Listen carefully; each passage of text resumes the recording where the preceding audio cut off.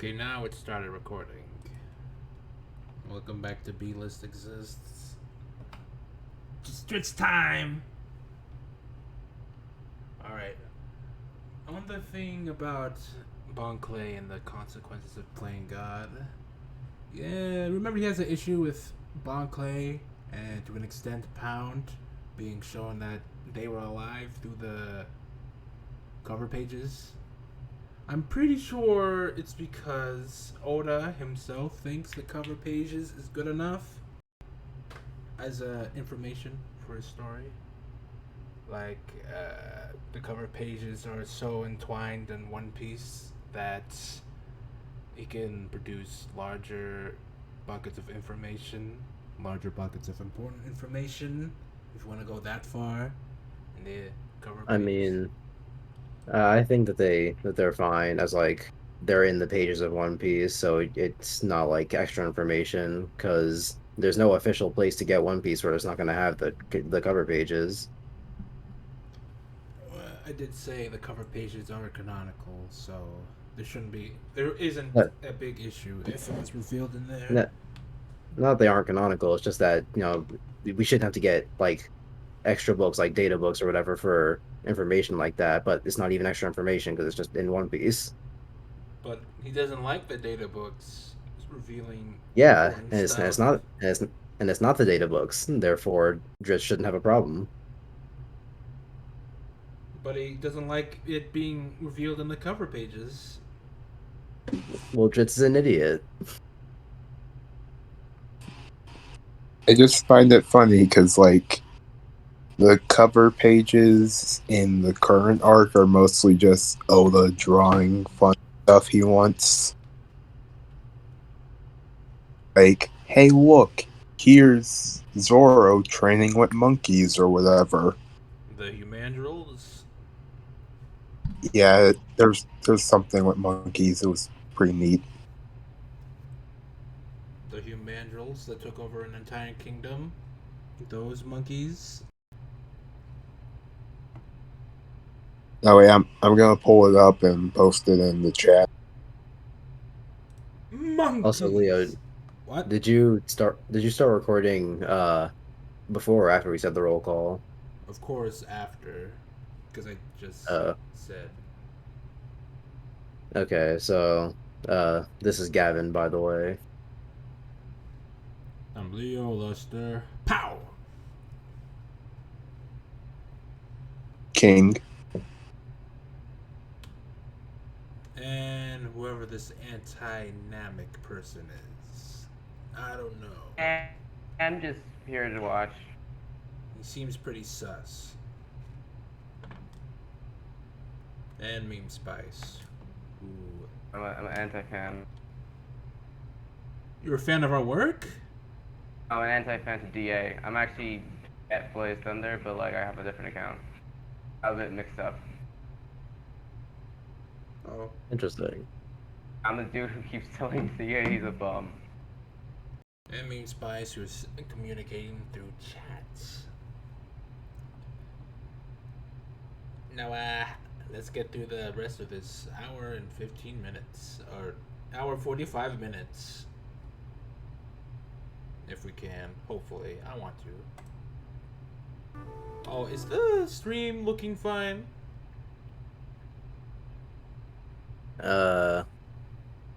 It looks fine enough, but black screen right now, so I can't really tell the quality. Back to current time. Oh, Brownbeard yeah, is giving that's Nami fine. and Usopp a. Is it good for you, King? Yeah, yeah. Is it good for you, King?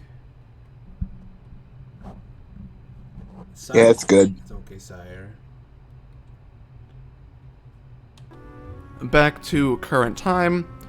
Brownbeard is giving Nami and Usopp a long speech about how effective the Yeti Cool brothers are as assassins, when Scotch shows up out of the blue to kill Brownbeard at the orders of Caesar Clown. Oda does this thing within Punk Hazard where he has Brownbeard and Caesar's subordinates act extraordinarily stupid in refusing to believe that Caesar is a bad guy, even when they are presented with irrefutable evidence. and they just sit there and pretend like what they're hearing is wrong and just ugly cry the entire time. I'm going to assume this was Oda's way of trying to humanize. Some evidence, please. I mean, it's right there. I mean, yeah, it's right there. The specific moment of Brownbeard getting assassinated.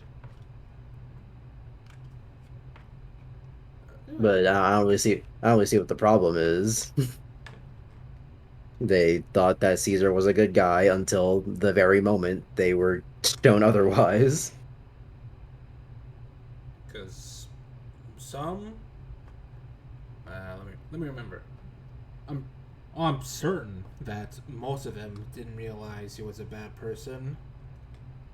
Maybe they were being a little naive, but he did save their lives. So take what you will from that.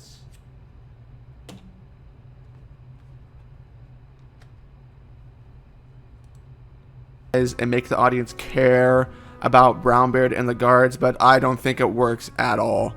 Brownbeard as a character comes off as more of a waste of space than he does a neat addition to the arc. Every single time that the arc transitions from interesting characters like Law, Virgo, and Smoker to hear some fodder or Brownbeard talk. Law, right? Yeah. Also, Law, he's the Brownbeard's coolest. all right. What's wrong? Law should be the ship's doctor. Fuck Chopper.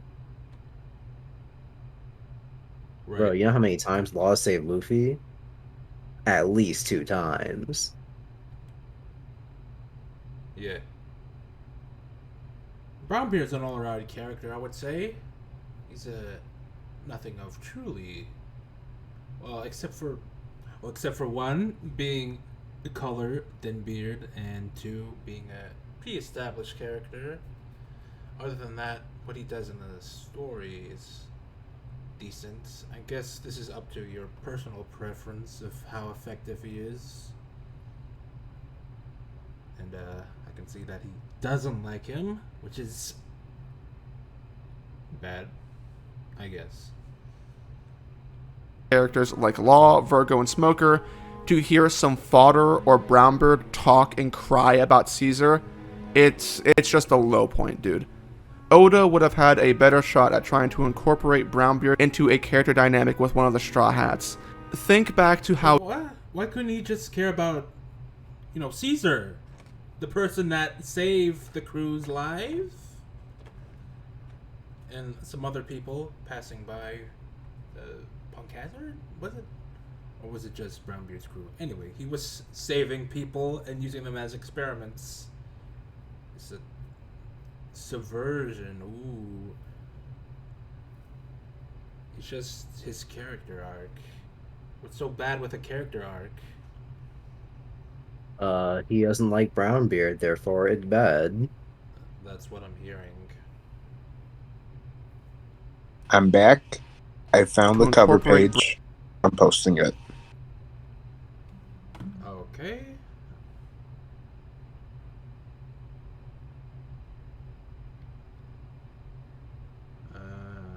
Yeah, also Meme Spice likes Brownbeard.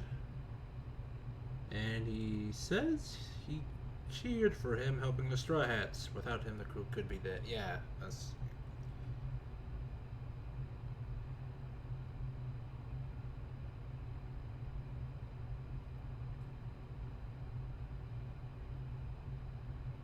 Oh, that's a nice cover page. Brownbeard into a character dynamic, dude. Oda would have had a better shot at trying to incorporate Brownbeard into a character dynamic with one of the Straw Hats. Think back to how Toto, the old man in Alabasta, was used in conjunction with Luffy. That is a great moment in Alabasta when he helps Luffy and Luffy helps him and then gives Luffy water, which ends up saving Luffy's life against Crocodile. That is infinitely more satisfying, and we care way more about Toto than the stupid fodder. As it stands, when Oda Come on, dog. How? How would Caesar do anything for the Straw Hats? Let me just say, it's impossible? Okay, it's not impossible, but it's very weird how Caesar would do anything with the Straw Hats. Like, the best No, he's saying Brownbeard should have done something with the Straw Hats. No, he said Brownbeard's dynamic should be incorporated into a straw hat. I'll play it back. Yeah, okay, yeah, but you're talking about Caesar. Oda would have had a better shot at trying to incorporate Brownbeard into a character dynamic with one of the Straw Hats. Into a character dynamic. Incorporate Brownbeard into a character dynamic. Yeah, he's saying Brownbeard's character. No, not Brownbeard's character. His character dynamic into one of the Straw Hats. Like the Straw Hat is grateful. Yeah, to, I know what he said, but you said Caesar. I didn't I say Brownbeard? No, Nope. you said Caesar should have done something with the Straw Hats. But no, I mean he's saying that, like I don't know, Frankie gets all mushy with Caesar for like him saving his life, and then Oh, he's not saying he's not talking about Caesar. He's saying that Frankie should have gotten mushy with like Brownbeard or something. you're not hearing what I'm saying. He's saying he's trying to put Brownbeard's character into one of the Straw Hats, and have No, that, he's trying to put he's trying to put Caesar. No, he's trying to put the Straw Hats in place of Caesar. the hell Because are you he's talking comparing about? he's comparing it to Toto from Alabasta. How we care about Toto because he and Luffy are friends. So he's saying that instead of Brownbeard caring about Caesar, it should have been Brownbeard caring about the Straw Hats, which is what happens anyway. But he's saying that he shouldn't care about Caesar in the first No, he's place. saying that. Okay, half of that was in the story. The other half you're trying to say is confusing me, considering it's the Brownbeard's crew believing in Caesar, and then learning that Brownbeard learning that he was betrayed by his master, the person that saved their life, and Yeah, I'm and pretty sure he's saying one of the Straw Hats having a similar character to Brownbeard in this. Let me no, hear that again. he's def. Cry about Caesar, it's just a low point, dude. Oda would have had a better shot at trying to incorporate Brownbeard into a character dynamic with one of the Straw Hats. Okay, now that I'm hearing him again, I'm pretty sure he's trying to say change his character and make him more of a friendly type with the Straw Hats, or more of an antagonistic Straw Hat, or more antagonistic to the Straw Hats, or still an antagonist. Basically, he's saying to change Brownbeard's character arc.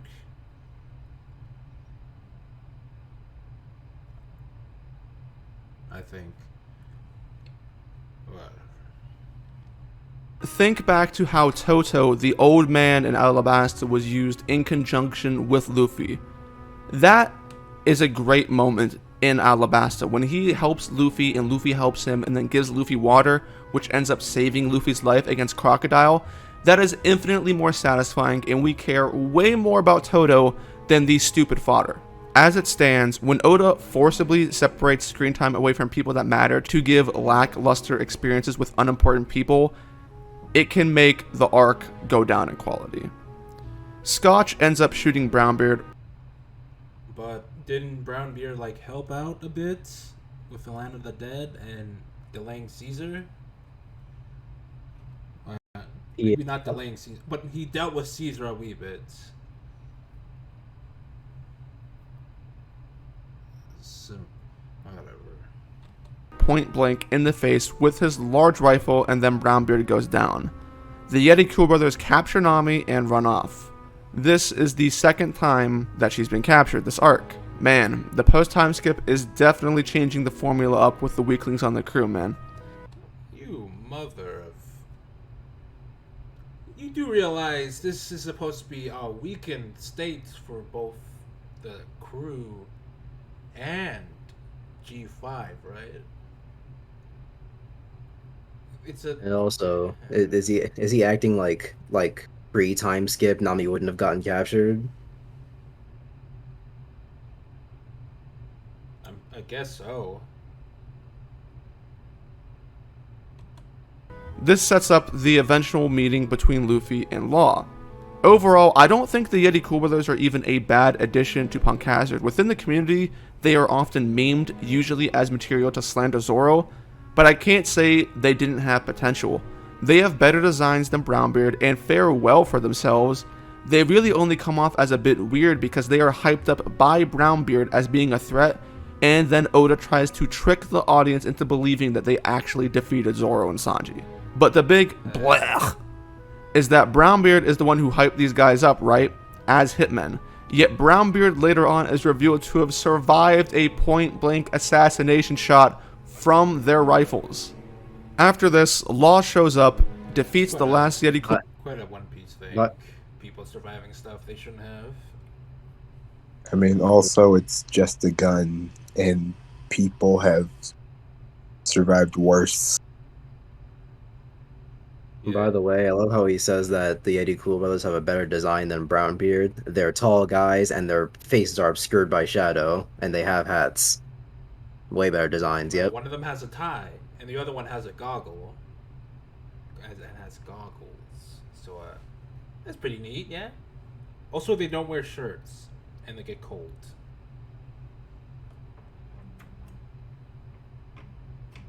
I mean, I like the Cool Brothers, but not for entirely genuine purposes. Cool Brother and has an iconic conversation with Luffy where an alliance is created between the Supernova to take down an Emperor. If you go back to the character dream portion of this video, you'll notice that I inserted a character motivation criticism of this moment, so I'm not going to go over it again here. Luffy and Law walk back and meet up with the rest of the crew. You better not. You better not slander Law. You better not continuously bump up Law, was what I meant. Oh, great. Now you got me saying stuff about Law, Gavin. Of course, because he's the best character. He's so cool. He's the super doctor, yeah. He do be doctoring. He's the coolest. People will not get this too much unless you've seen the A-list Grits parts. But it's not like people are going to see this content, so who cares? Law switches the Straw Hats' bodies back into their normal selves, except for Nami and Sanji, because Sanji isn't there. Obviously, Oda hasn't had enough of the pervy gags. Awesome. Woo! There is some genuine... What was that? What was that? Woo! It sounded so That was high. It sounded of a higher quality than the rest of it. Well, that was just me. It sounded like it was way louder. Like he recorded it the next day or something in a different room. Probably. Genuinely funny stuff going on with the gang memeing Law, informing him of how Luffy sees stuff and tying Chopper to his head. Once again, this comedy comes off really well because it contrasts with Law, who was the real focal point of the comedy. Law and Chopper then team up to find a way to save the kids, which is cool because Law and Chopper are doctors. That had potential. This scene... Oh, why is he using such base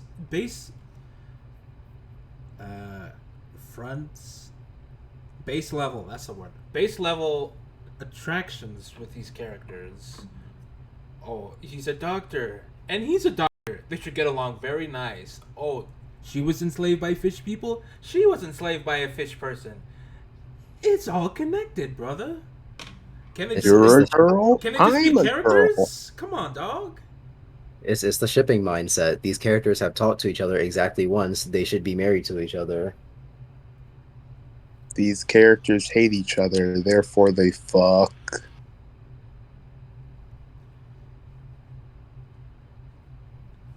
was gonna make a comparison to Zoro and Brook, but Brook's the gag character. He's not too important. Brook's important.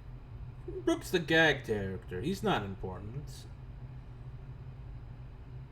Or whatever. important. I cannot speak. whatever he's trying to imply by calling Frankie and Brooke a gag. find a way to save the kids, which is cool because Law and Chopper are doctors. That had potential. This scene then transitions, and surprise, So surprise, what did he mean it had potential? What potential were they? The potential. You know, the potential. You know what I'm talking about. You see, Chopper talked to Doctor, therefore he doctor better. That's all Dritz wants. Hey, he didn't say that. He just said the potential. The potential. Zoro, Sanji, and Brooke are revealed to still be alive and didn't die from the Yeti Cool Brothers. They are able to find Kinemon buried in the snow, learning that the rest of his body is trapped in the lake. Sanji, once again, takes responsibility for this. This is like the third or fourth time that Oda's done this. Luffy launches the Straw Hats over to where Tashigi and Smoker are. Tashigi, in Smoker's body, tries to fight and apprehend Luffy because she actually thinks this would work. Incredibly smart woman here, fellas. She is barely able to throw out a punch and Oh, you're complaining that Tashigi does nothing, but when Nami does nothing, it's a problem. All right, yeah. All right, sir. Smoker's Logia body, and as you would imagine, ends up being easily subdued by Luffy. Luffy refers to Tashigi as weak, which goes along with Smoker's earlier comment on the limitations and regret of not having his own body. This is all a dig at Tashigi. Smoker, inside of Tashigi's body, is so weak and so slow that he can't even keep up with Luffy in Gear 2nd. Being called weak is once again shown to bother Tashigi. So if you are keeping track, Tashigi has been called out numerous times for how much she sucks. Makes you wonder what the point is, right? Keep this in mind, it's building up to more. She's a jobber. You know how many times... Let's see here. All right, none. She has no victories under her belt, apart from even more jobber characters. I don't even watch wrestling that much. I'm using the word Oh, jobber. The Also, vernacular is very why is he ragging on her for not being good at Logia powers? Since she's, never been Smoker forever. And also, of course, Smoker would be slow in Tashigi's body. He's never been a woman before.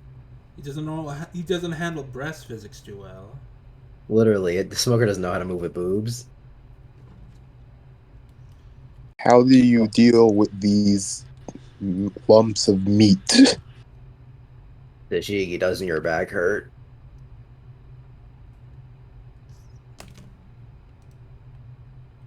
Oh yeah, Caesar makes his- glasses. Oh yeah, glasses. That too, glasses. What the motherfucker can't see? Now that's a downside. Having part of your eyes not being able to work good without your glasses. Keep this in mind, it's building up to more. Caesar makes his appearance in front of Luffy and Smoker and begins to offer one of his many generic, over-the-top villain speeches. Thankfully, Luffy interrupts him and shows his ability to grab a Logia, which Robin specifically comments on due to the power of armament Haki, which demonstrates that Robin is aware of what Haki can do, but doesn't possess it herself. I wonder what she was doing during her 2 years in the Revolutionary Army. Luffy begins to have a short scuffle with Caesar, and Oda reiterates that poison doesn't really work on Luffy. Good to know. Caesar, from the beginning of this encounter, was a bit on. It was the most poisonous fish in the world. Come on. I don't even think Caesar's using his top 10 or even top 20 most poisonous gases. Maybe top 10 most poisonous gases, but nevertheless. Also, it should be a denser poison, and whatever. I'm not no chemist, so take what you will. It was the most poisonous fish. Plus, it's not like it didn't do nothing. He had a better chance of. Well, okay, he survived it for longer. He was definitely going to die based on Chopper's analysis. So it's not like it didn't help so much. Work on Luffy. Good to know. Yup. Caesar, from the beginning of this encounter, was a bit on the back foot, but Luffy makes a rookie mistake and underestimates Caesar, causing him to be knocked unconscious. And because Luffy is down, Caesar goes to attack everyone else, and he just decimates them. He fodderizes Smoker, Tashigi, Frankie, and Robin off screen. And so for the third time, Straw Hats get captured in the arc. Prior to this event, there was a conversation between Luffy and Law They didn't get about captured. capturing Caesar. Some of them got captured. If you're counting every time a straw had been captured, that's pretty unfair. Considering their power levels and intelligence, so on and so forth. Prior to this event, there was a conversation between Luffy and Law about capturing Caesar, and Luffy comments on the fact that only himself, Zoro, and Sanji have Haki in the crew, meaning that no one else has it, except for Usopp, who unlocks it later in Dressrosa. When you first get to this point in Punk Hazard, it's normal to accept this and look no further. The best fighters in the crew have Haki? Yeah, that makes sense, sure. However, as you get deeper into the new world, the fact that the rest of the Straw Hats don't have Haki becomes more questionable in nature. And the reason that's the case is because it's revealed that virtually everyone and their mama has Haki. It is a basic power system that everyone is capable of unlocking. When you see fodder and random people possessing numerous variants of Haki, and then you look back at the Straw Hats not even knowing the basics over the course of 2 years of training and several arcs of screen time, it makes you wonder why that's the case. Haki is something that you may argue isn't necessary if you have the right skills to work around, and I agree with that mindset. But then you see stuff like Caesar. What power could you possibly have that's like, oh, you don't need Haki? Because without Haki, you're not hurting Logios unless you just have every counter element just on hand.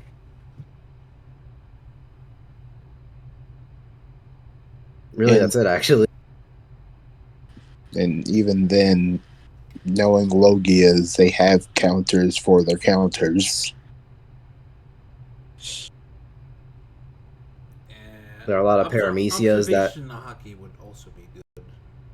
But Yeah, observation would be useful. I don't know if it's necessary, though. Well, you have to train it a good amount for it to be useful in combat. So, Plus, there are a lot of paramecias where if you don't have armament, then they just have a broken power. But the main thing is, they don't train. So that. I mean, what would Nami even use? I mean, the next person to. Oh, hello, Deadrex. I would say the next person to actually Oh, hey, should Dad. actually get some sort of Haki would be Robin, considering she's, been pushed most of her life. So I would associate I that do with think some it- good training. It is odd that Robin does not have Haki. Yeah, I have to agree. I mean, that's if she tried. She has to know about it to really train it. She definitely should have. She is the information person, That's if she So- wanted to know about hockey. Okay, she which does she know about which hockey. she should. She has to want to train in hockey, Which she should. She knows she's going to the new world. There's no way Robin saw Haki and was like, I could do without it.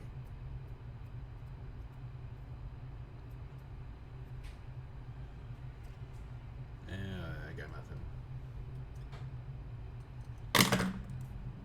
Easily defeating all of the main characters without them even using their smarts to try and work around the fact that they don't have Haki. Furthermore, during this engagement with Caesar, Sanji is shown successfully jumping into the cold water, locating Kinnemon's body with observation Haki that he's unlocked in Nami's body, as well as using Skywalk to get out in time before the gas corners him. This is basically the last thing that happens while Sanji is inside Nami's body.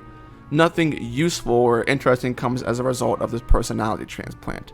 The biggest utility that you could probably argue is that it's a plot device in order to slightly nerf Sanji for his upcoming battle against Virgo. even though Usopp tanked the same damage and seemed absolutely fine. There is an oddity here. Yeah, it's a little interesting how he's able to use Haki in Nami's body. Unless she already had observation Haki. And that's why she so good with the weather. Born observation Haki master. Get that in the history books.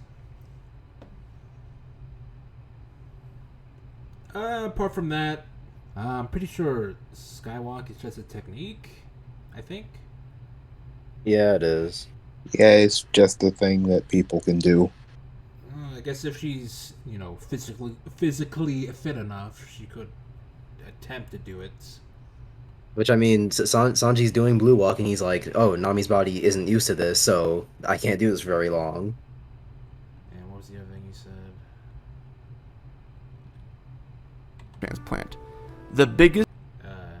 This is basically as well isn't necessary if you have the right. These are easily defeating all of the main characters without them even using their smarts to try and work around the fact that they don't have Haki. Furthermore, during this engagement with Caesar, Sanji is shown successfully jumping into the cold water, locating Kinnemon's body with observation Haki that he's unlocked in Nami's body, as well as using Skywalk to get out in time before the gas corners him. This is based. The cold water. Well, I guess that's something, but it's also not a thing. I don't know what to say about that part.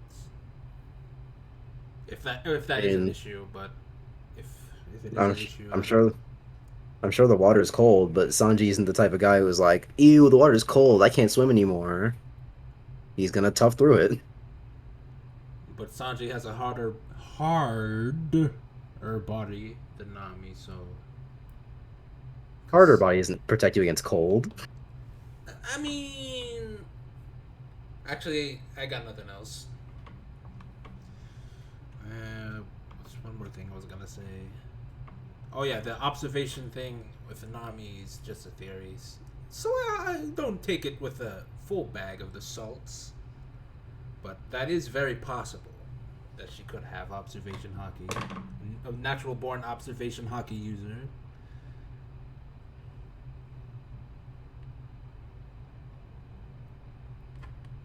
Basically the last thing that happens while Sanji.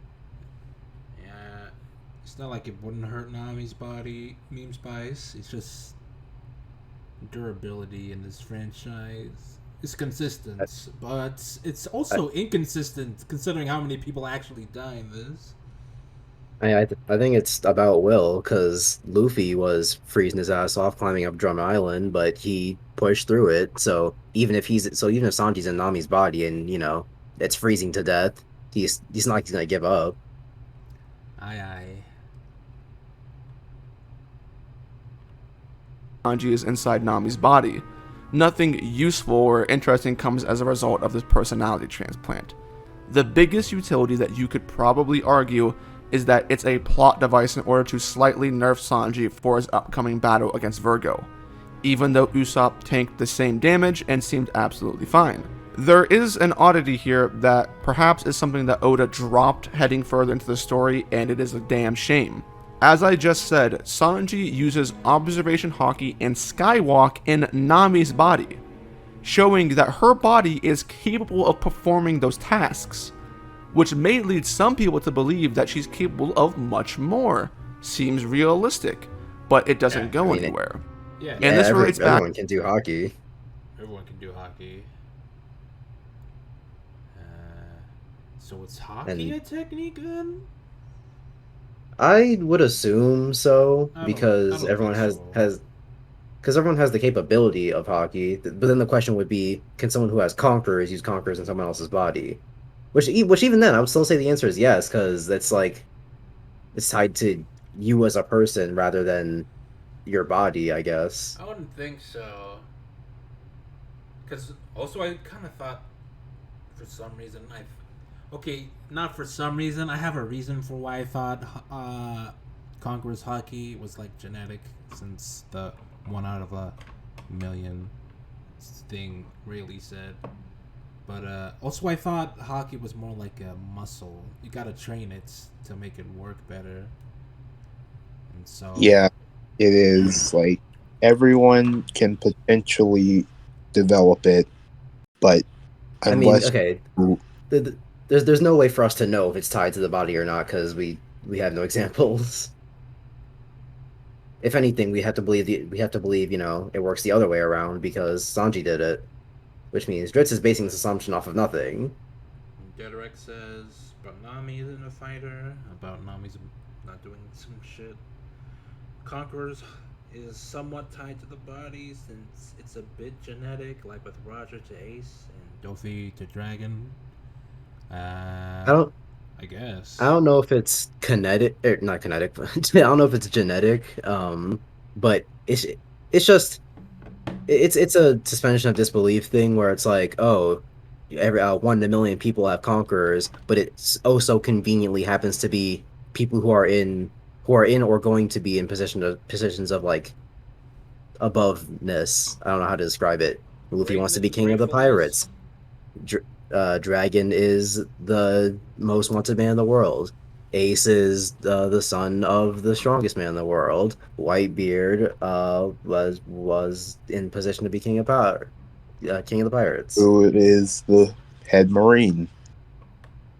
Yeah, that too. Sengoku and his observation hockey. Yeah. I mean, yeah. So- he's a fleet admiral, so I guess it's credence to something. So I don't think it's genetics. I just think it's conveniently people who are in this position. Then again, some other people could have it, just was unable to awaken it. But that's another thing. That's a different thing. Actually, well, if they have it, they have it. If they don't, they don't. And if they do have it, they gotta use it. So Yeah, maybe it's genetics because there are a lot of people who are related that both have it. So who knows? Could be, couldn't be. Back to why I question the trajectory of Oda's thought process and not having the Straw Hats get Haki. Why show what Nami's body is capable of doing with the right knowledge and technique if you're not going to do anything with it? I don't know. After Sanji gets Kinemon's body back, we see Kinemon's first usage of fire cutting. And Law by this point has snuck into a lab with Chopper and has been confronted by Virgo, who just happens to have his heart. Virgo commands an interesting screen presence and is engaging throughout all of his screen time. This is a good... come on, dog. You say these things. This is your feelings. I could give no shits about Virgo and give more of it to Brownbeard. But does that make him any less of a character? No. Didn't you hear him? Brownbeard does what he did. Virgo does what he did. I may like Virgo more than Brownbeard, but I don't think Brownbeard's bad, or what he did was not good, like you're bumping him up to be. Didn't you hear him? Brownbeard, poopy, stinky. Therefore, I'm playing the video now. Good use of an obstacle-like one-dimensional character. Virgo ticks off much of what we talked about in Fishman Island. There is a transition after this to I guess one-dimensional? Can you really call Virgo one-dimensional? Could you call Monet one-dimensional? Could you call Brownbeard one-dimensional? Hello? Hello, Dead Rex. hey, that. Oh, okay, good. I just wanted to make sure if my mic was working this time. And I kind of want to go back a bit to like Dritz's weird obsession with wanting Nami to be a fighter. It's not It's about. It's not about Well, wanting Nami to be a fighter. It's about why isn't Nami? Why Nami or any of the other Straw Hats aside from the big three have hockey? Or Well, the that's big three in Usopp. well, that's all due to the fact of who's around them and who exactly knows about hockey. Because I doubt the people most of the shrines went to know about hockey. Yeah, I'm pretty sure my man Hercules knows Heracles about- Heracles knows about or hockey. Heraclesan. No, it's Heracles. Yeah, he added the N. But being a champion of the forests, I'm pretty sure he would know something about it. But he never I mean, displayed anything, so we can't he's- say for certain. he lives in the forest. Who's teaching Heracles about hockey? The trees. He could find it out by himself. Like, Frankie just spent the 2 years kind of working on himself, so he's not going to really learn it. Unless Vegapunk had a cheat sheet for hockey in his labs. And well, that's about it. Everyone else did. So Everyone else did their own Chopper's thing. on a Dr. Island, and again, the odds of learning hockey through medical books, I don't think anyone really records that, or else it'd be more wide known. Birdie Kingdom The Weather Islands. with area. And they will certainly won't know, because I doubt they were Good. using any type of hockey. really, the only person who was in a position to learn hockey was Robin, and for some reason she didn't. Oh, she Yeah, knows. she- She just didn't get. I'm trying to think of any situation where Robin really needed to use hockey, because It's- she's it's most also of her about techniques specific already are effective without hockey. Yeah, but they could be more effective, and also she could defend herself, and also if they ever fight a Logia, she wouldn't be, fucked. True, but I have not seen her fight a Logia, so that one can't be brought up. So When yeah, when they were fighting, when they were fighting Caesar, she could have helped. no, she did. Wait, didn't she slap Monet? Yes, but she was to know. Partially solid matter. I don't remember the exact context of that scene, so if anything, I might be inconsistent because Monet should have gone through it. But she's Snow. She's solid enough. Still You a can still poke Logia. through snow. Yeah, you can punch through Snow. Still a Logia. So, you can punch through Snow. I won. A different island in the New World to show Commodore Yarisugi from G5 being a dick to the parents of the kidnapped children, and then he says some generic evil guy stuff. The purpose of this inclusion is to make Virgo out to be the criminal and to show the parents suffering at the hands of the corrupt Marines, but I would say that this section could have been left out entirely and it wouldn't have changed anything.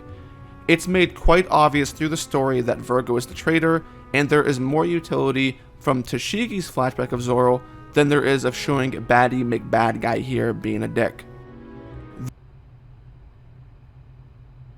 I forget the flashback. Yeah, essentially, actually no, he'll play it later. I remember because he will play it later when he's talking about Tashigi. Oh. Preloaded ammunition. This might have worked better if the child subplot was even the slightest bit more engaging, because as you'll find, not a whole lot really happens with the children of Punk Hazard, but Oda just likely included this to make it more obvious. It's pretty much set up. Well, he didn't even say it was pretty much set up, so I can't even say I agree with him.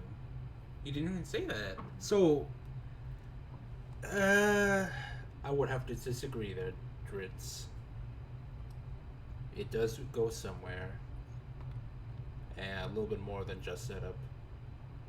The other thing I'm wondering is how freshly brought in was that newborn baby in the right corner? Like, when did they pick that one up? When did he pick up the baby? Virgo? What are you doing, Virgo? That one has to be. That one looks like it's possibly still within like maybe a year, at 2 at the very least. Definitely not 2 years. Okay, yeah, maybe not 2 years. It has to be within like a year. A year under, maybe. And it got big super fast. I guess it's him Maybe it's like the latest child, and he got a more effective version of the drug. It's a possibility, yeah, but Then again, how is he giving the candy to that baby? that's true. A little Like, irresponsible. But Milk. They crushed it up and put it in the milk.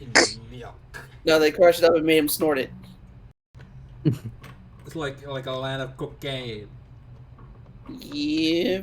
No, he Oh, this sweet medicine. injected to the vein like a.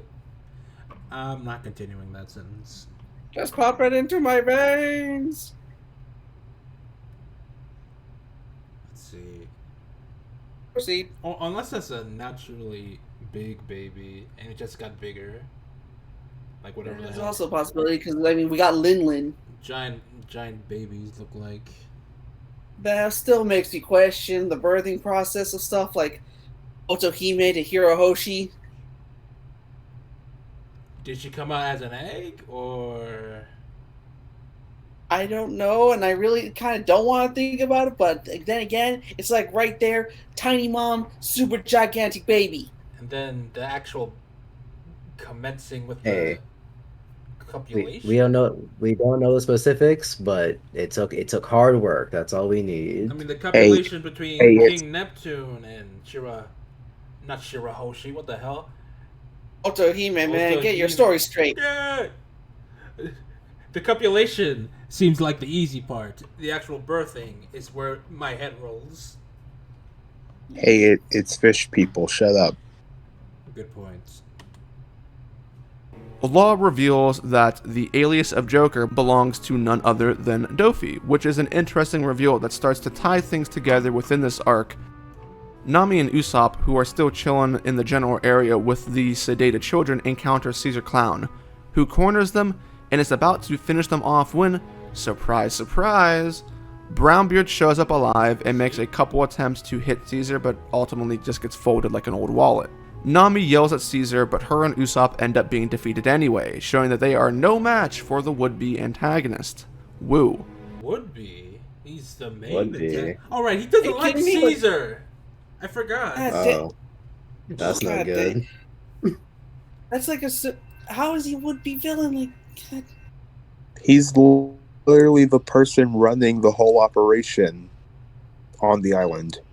Not to mention his like kind of hackability of hey, if you're near me, all the oxygen's gone. If you're near me, you can no longer breathe. Can it just be a funny Like- man? Can he be a little funny and majorly sadistic and megalomaniacal and maybe some sort of god complex? Come on, dog.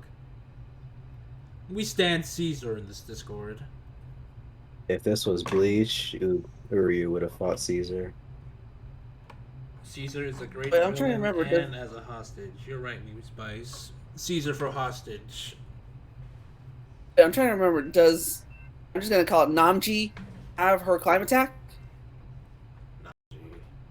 I'm pretty sure Usopp would know how to work the climb attack. Well, considering he invented it. Apart from that, Keep forgetting Usopp is like one of the best engineers on the Straw Hats.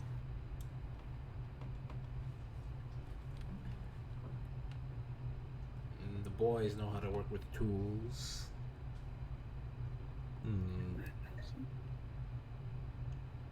Yeah, we stand Caesar. He's a good guy.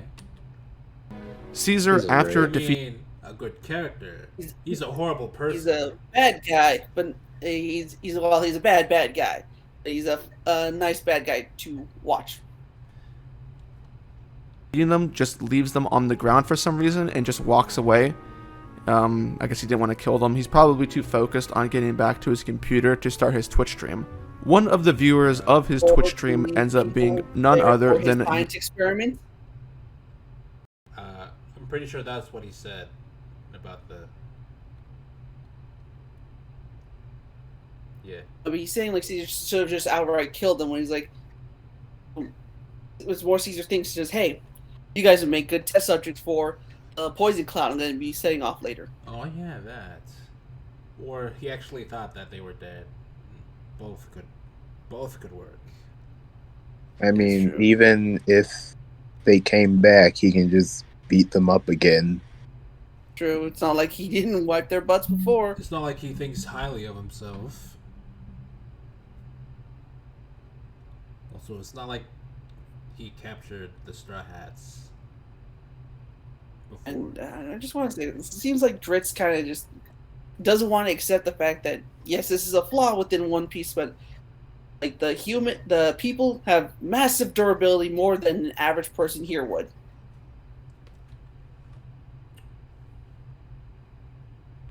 Huh? Did you Eustace get? Captain. One of the Yeah, you said something, Rex. Oh, no, that just thought it cut me off for a second. It didn't. So, proceed. All right. viewers of his Twitch stream ends up being none other than Eustace Captain Kidd, which is an exciting reveal at this time. Kidd is one of the more anticipated supernova due to the attention that he received in Sabaody.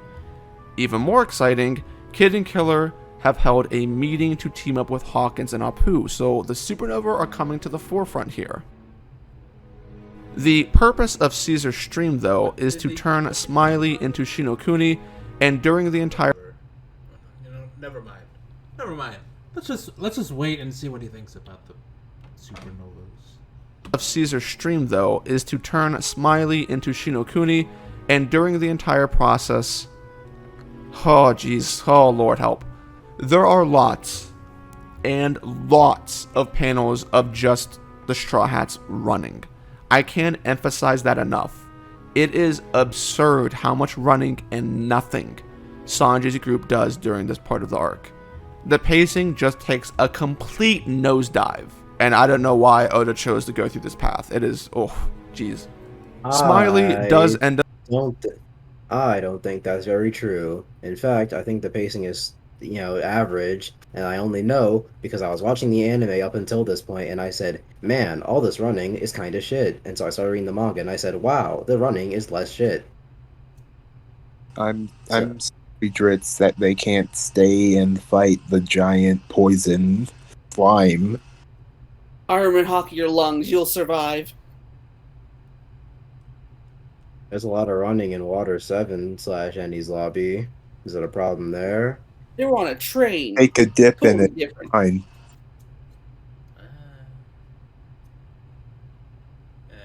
Technically, they were also on a dragon. Then on Brownbeard. End up turning into Shinokuni, and Sanji's group's next function is to run away from the gas that shows up as a result. Luffy, having been captured and defeated, is watching the Twitch stream showing Sanji's group running, and he sees that his crew is in danger, and he can't do anything about it to help them. Perhaps that could have been a consequence to his overconfidence with Caesar. But before Luffy can even begin to let the reality of his arrogance settle in, Law counteracts the situation. Caesar moved the cage with all of the captured individuals to the outside of the lab, intending to have them die by Shinokuni. Frankie makes a quick smokescreen for the group to let Law operate, and Law frees everyone. Law claims that since he's been at Punk Hazard for months, he had planned ahead for the possibility of being captured, sneaking and placing a few normal handcuffs around the lab. This is the explanation given, and I'm not really sure how it's supposed to make a whole lot of sense given what Oda showed. Law was captured and subdued by Virgo. Law had no way of knowing which set of chains Virgo was going to use to bind him, let alone the rest of the Straw Hats. And there would be no way for him to use his ability while being cuffed by Virgo without Virgo knowing, because Virgo knows what Law can do. Law also ended up being... Then again, everyone else could have the non-Sea Prism Stone cuffs. Like, I'm just more wondering, just like, can you tell between the Sea Prism Stones and the normal handcuffs? No, I would don't think assume that's what not. I don't think that's what he's trying to imply. It's just that they all could have had the Sea Prism Stone But cuffs. Like, Law's been doing this for quite a while, so odds are he definitely didn't do this like last minute before Virgo showed up. Correct. And I assume that there's no at least visual difference between the normal cuffs and the Sea Prism cuffs, because otherwise what would be the point in hiding them? it's just kind of lucky. It's a little That lucky. too. It's also pretty lucky. Without enough information on how they use the cuffs and the Sea Prism stones, What? it just seems. I want to say, if anything, it's super lucky that Luffy did not get the non-Sea Prism Stone cuffs, because if he did, he would have already blown the secret that their cuffs are chained, that swapped out. Yes.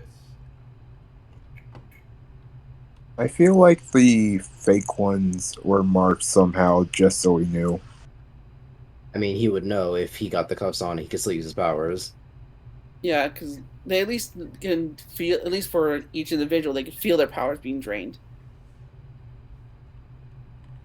Being the only person out of everyone chained to have fake handcuffs.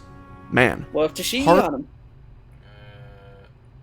What if Robin Is- had it? Well, okay, maybe not. so What if what I'm saying Frankie is that, had it? like, You were yeah, saying- like the odds, the chance that Frankie and Tashigi, out of the people who didn't have devil fruits, got them, but they're still chained up and they can't really do anything. Do we know how many he made in as the normal cuffs? Well, No. he said he swapped out a bunch of them, so we don't know which ones they took, which ones they didn't. I assume if there was a certain number that he switched out, he just made sure there was a good enough chance that it was probably going to be him or someone useful. Because if there are more than 2 normal cuffs, then that means if Frankie and Tashigi each get 2, that means there's still a Devil Fruit user who gets 1 normal cuff. So if he gave himself at least 3, that's still pretty good chances. Above all else, if you just accept or excuse anything, it's still lucky that Law was the one that gets the regular cuffs. Yeah, So, But- I'm surprised Frankie couldn't just break out of those chains. it's lucky that Law was the one who got them, but at the same time, I'm completely fine with it because the other situation is someone else gets them and they go, "Oh, I don't have the cuffs on. Let me break everyone else out." It's the same scenario either way, so I don't care. You say that, but with Luffy's character, Yeah, if it was Luffy, he would have blown the secret that the cuffs had been swapped earlier. He might have. Hearthstone Again, I'm players just wish surprised they that- had. yes. I'm just surprised, like, with that Frankie couldn't just bust out of the cuffs naturally, see Prism or not. Oh, sorry about that, Meme Spice. You were really bigging upping the Land of the Dead Smiley chasings. And yeah, I guess Luffy was running to Ace. But there was more running in Punk Hazard, so shut up.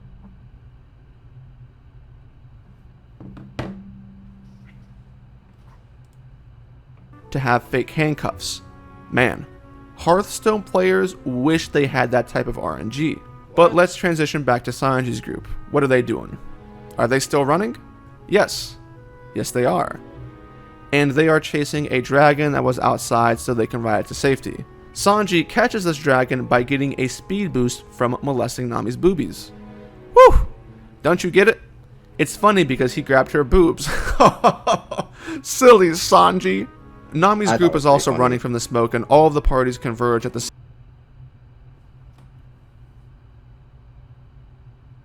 Yes. same location in the lab. Everyone has little tasks that they are assigned.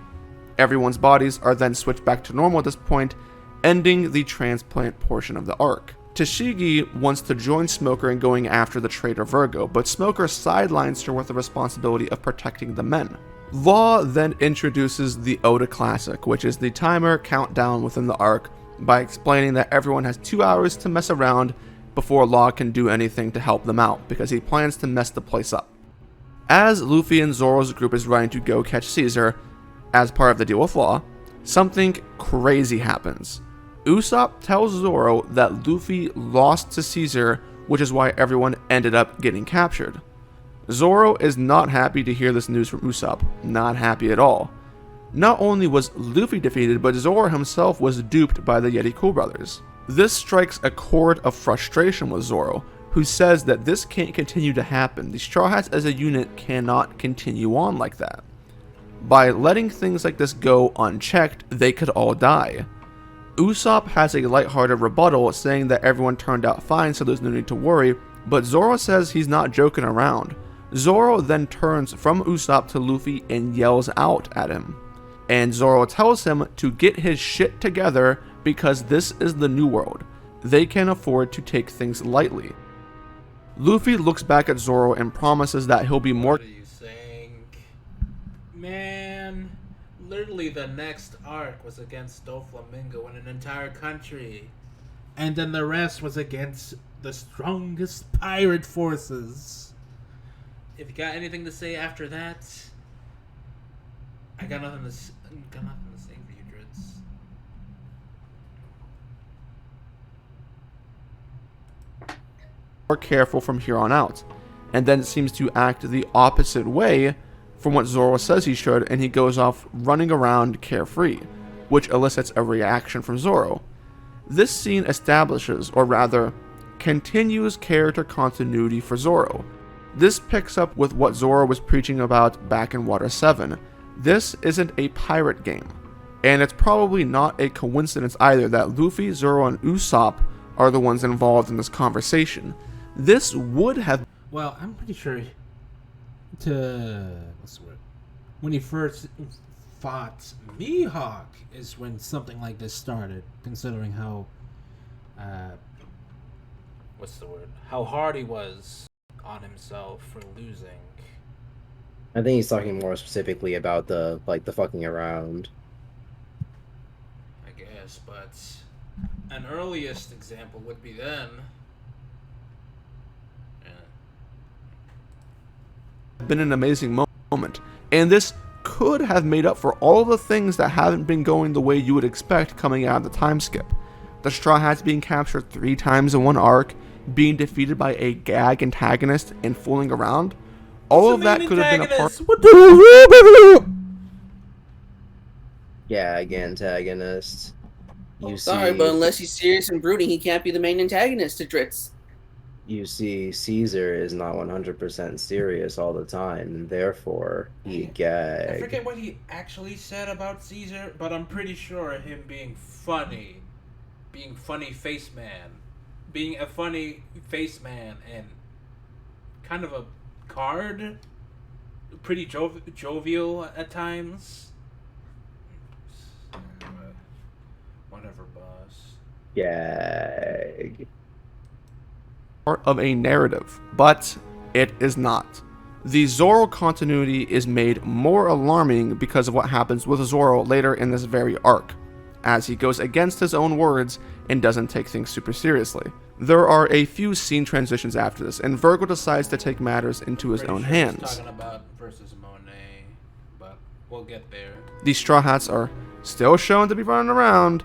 Chopper figures out the drug off screen, and Tashigi runs into Zoro real quick and clashes with him, basically just to get his attention and say, hey, what's up? Which is a nice moment, I like that. It's picking up on a character relationship. But then... part of the lab wall is destroyed, which starts bringing in gas at an... Alright, I kinda like that, imitating the boss Gungan. That was a stupid fucking clip, but that's why I love it so much. Why did he do that? What was the comedy? Funny noise for a dumb moment. I'm pretty sure that's it. Funny voice, dumb moments. Me reference movie. Darn, I'm trying to think of something that starts with B just so I can do that stupid thing, but I can't think of anything. Let's get that shit in slow motion. Okay, I'm just gonna replay it. picking up on a character relationship. But then... part of the lab... He didn't sound too into it, but he sounded into it enough. Why did he do that?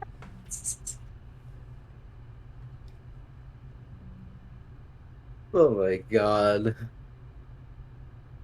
It being so unfunny is what makes it funny. No, it is funny. and that what's make it funny. Because I'm fine. It's so out there. I didn't expect something like this.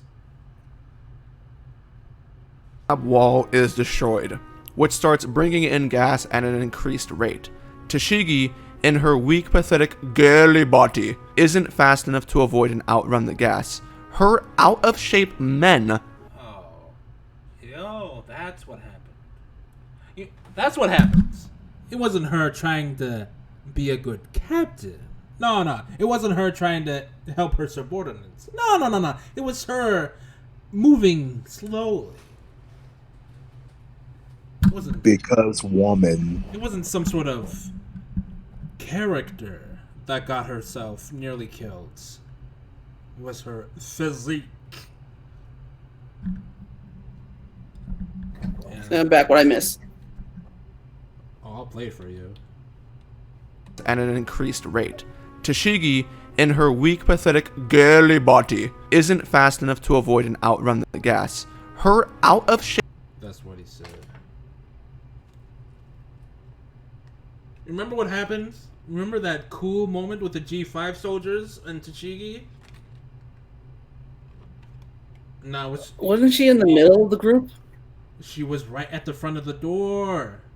And then she was aiding people from behind, letting her subordinates. Not to mention, she kind of chased. Well, I want to see a bit further down to at least clash with Zoro, and they had that little talk. And then, with a pretty cool moment where the G5 mates tossed her out of the section of the room into the closed off.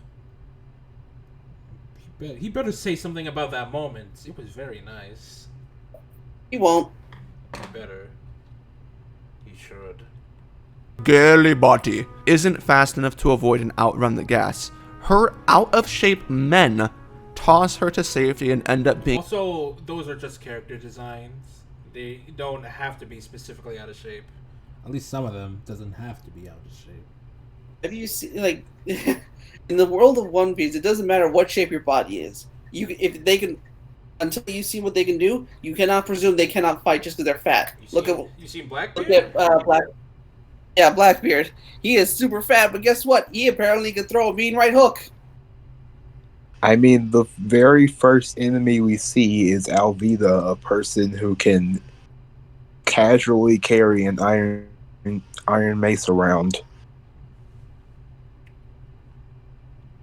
Being And she can petrified by- still do this when she's skinny. Her out-of-shape men toss her to safety and end up being petrified by the gas. And then Tashigi cries out in concern. This Tashigi stuff is leading somewhere, right? Right? Yes. It did. I wonder what the Straw Hats are up to right now. This shows that she cares for her men. Like a good captain would. Or like she would. Maybe a good I forgot her captain should rank also not moment. care about their subordinates. But that's a different topic. She cares about her men. It was a character moment.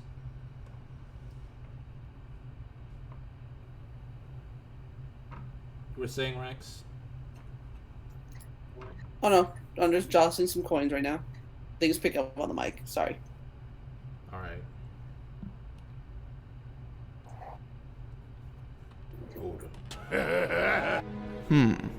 I wonder what the Straw Hats are up to right now. The Straw Hats are still running around. Also, What does he expect them to do? Also, he didn't say anything about that moment. This guy's sin. Like, again, like he keeps saying, like there's so much running. What would he have placed instead of the running? Caesar had the upper hand. Staying He's still. proficient in gases. There's a gas monster behind them. There's said to be extremely lethal gas chasing them down. So on Just and so forth. it. Drish just wanted them to teleport to the other side of the room. He wanted more. Just punch the gas. Yeah, he wanted that. I'm trying to think. Like, there's a lot. Not to mention, it's also super explosive, and he could detonate the entire island. I forgot about that. It just came back to me since I thought of Kinemon and him trying to cut the poison gas. The perspective switches back to Tashigi and her men. Her men are being attacked by the mini dragon that Sanji and them got on, and for some reason Tashigi is just kinda standing around and watching. The dragon is only scared away from her men because Virgo shows up, and Virgo has an intimidating atmosphere. The dragon is afraid of him, not Tashigi. I'm pretty sure he would. Actually, I have no idea where the dragons came from. Did Caesar create it? Did Caesar and Vegapunk create it? It's mostly Caesar created. So, around I think that they were time- creations left behind by Dr. Vega. it said- I'm fairly certain on that one. Then we have to Anyway, then we have to think of Virgo and the rest of them being on the island long enough. Maybe him and someone else help subdue the dragons. I'm pretty sure they would have history being on the same island for like 12 Also, years like- or however long. Does Tashigi even have a projectile attack? She didn't have one in. Oh, she had one in Pirate Warriors, but it was damn slow. But apart from that, I don't know. As far as I recall, she does not. So, a flying enemy is kind of a big disadvantage. Has a higher advantage against a land enemy with a sword. With Shigi's power scaling, power level, power sets. Yeah, like comparative-wise to everyone else, like yeah, her. Where would you put Tashigi's current strength at? I think we've seen enough of her to know. Like, I want to put her at like a. Mr. 4. Mr. 4 level. It sounds like a joke, but Mr. 4 was strong. Okay, maybe I need to use another character. Maybe. What do you think she would be as strong as Bell would be when they first met him in Jaya? It's a little hard to say considering he did nothing. Wiper? Wiper level? No, maybe not that. I think Since the burn bazooka. She's stronger than that. I want to say she'd be stronger than that. Well, it's not a huge progression of strength pre-time skip until Honky gets True. involved. So, I mean, of course, the main antagonists have huge spikes in power.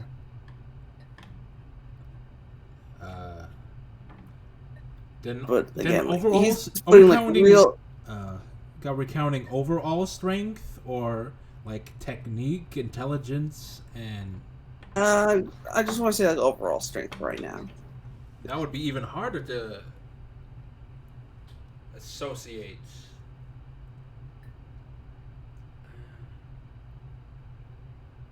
Well, either way, like Dritz seems to have this weird obsession. Jiggy should be on par with Zoro right now, or something like that.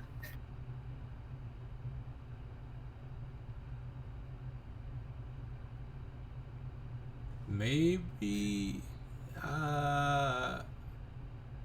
Absalom level? Because she was able to block Zoro's attack, and I know he's dirt strong. Well, no, technically Zoro blocked her attack because she was the one who attacked him. But I wouldn't exactly call Absalom intelligence.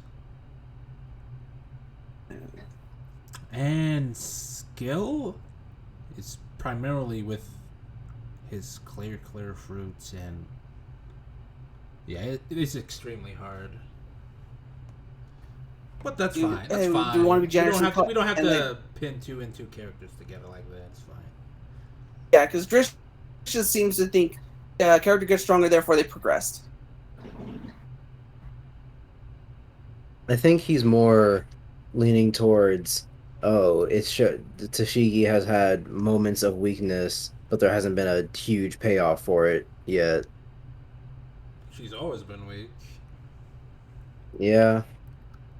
I get where he's coming from, but it's not really a huge thing. Also, Virgo is scary. I'm just putting. I mean, yeah. Just saying the No thing one about his intimidating aura. He is a little scary. Yeah. Okay. Back. Unless you had something to say, Drex. I mean. Oh no, nothing. All right.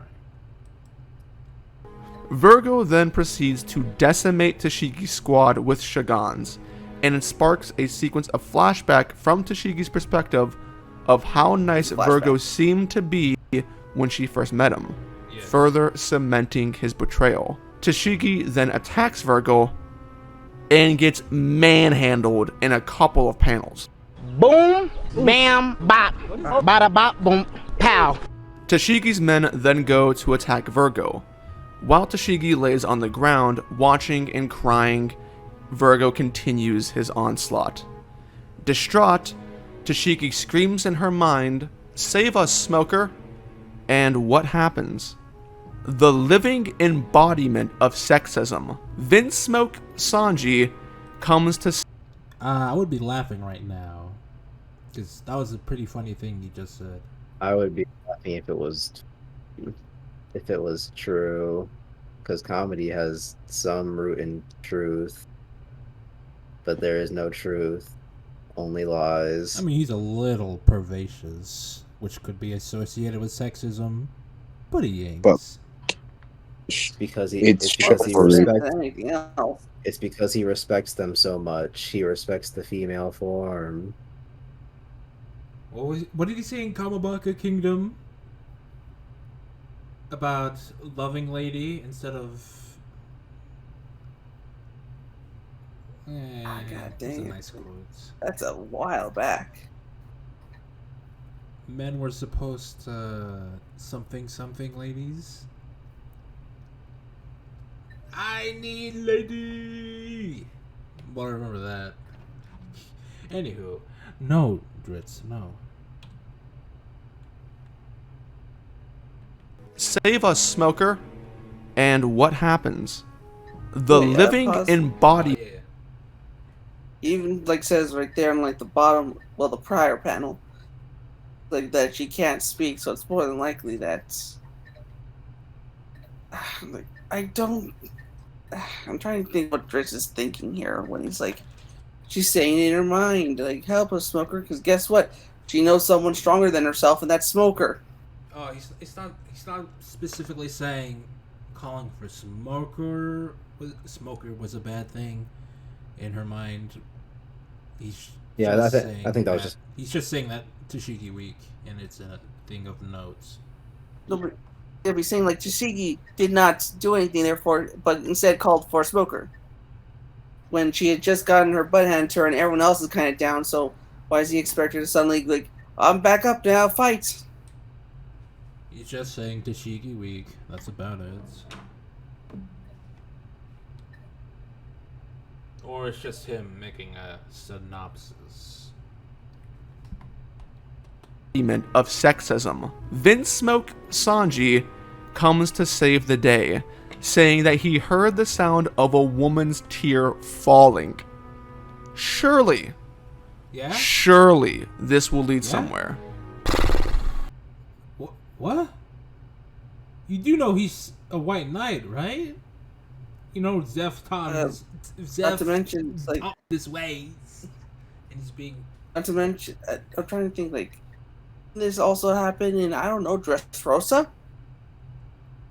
Or is he? Okay. I'll give him a little something. If he's referring to him and recent arcs, and how he's, getting a little handsy with female characters. I meant specifically with Big Mom. Then, since I had a little issue with Sanji not bringing up at all on Big Mom getting assassinated. So on and so on. But if he's referring to that, then I'll give him that. It is a pretty interesting detail.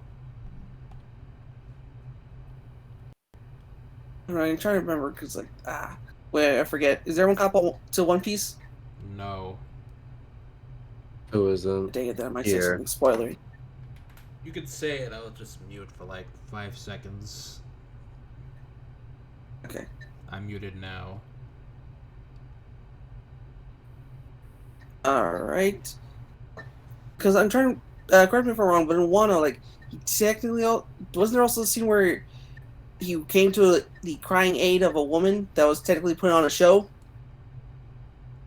Yeah. Yeah.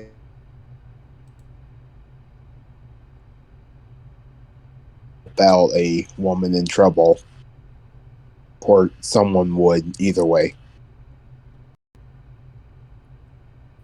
So would that not just be playing off to what he's already been known for? So I don't see why this is like a drop thing according to Dritz.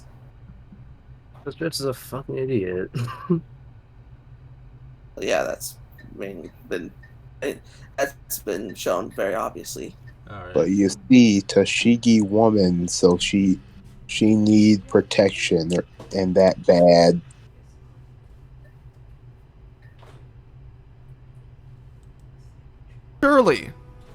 Surely this will lead somewhere. Sanji has a relatively short class with Virgo. He is able to get a couple licks in, but the fight quickly appears to enter into Virgo's advantage. The first time that Virgo and Sanji cross legs, Sanji's leg cracks. This scene within the community is often used to discredit Sanji's fighting capabilities, and it's become sort of a meme. A meme that, admittedly, I've used numerous times. There's no way to tell how the fight would have played out if it continued, but the context of the story certainly gives a bit. Anyway,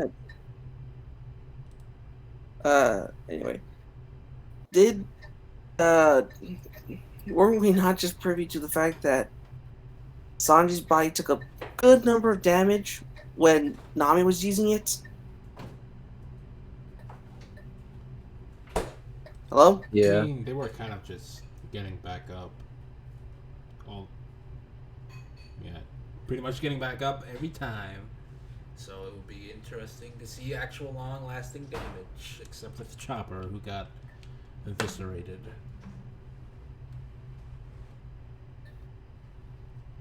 I'm just trying to think, like, why he's so hung up on the leg thing, because he's been hurt. He was hurt prior to this. He's not in 100% fighting condition. Also, Virgo could just easily be stronger than Sanji in some capacity. Yeah, because in the hierarchy for work for Doflamingo, he is up there. He is, what is he? Isn't he like the Heart Seat or something? He was the first core zone, which is on the level of like Pika and. Never mind. Forget what I said. Well, I want to say stronger than Pika, possibly. We didn't really get to see much of Diamante. So. I want to say this is like the true like the second strongest person Doflamingo has. Or maybe. He's the one that didn't have a devil fruits. Not like Rosinante could do anything with a silence fruits, but take what you will from that.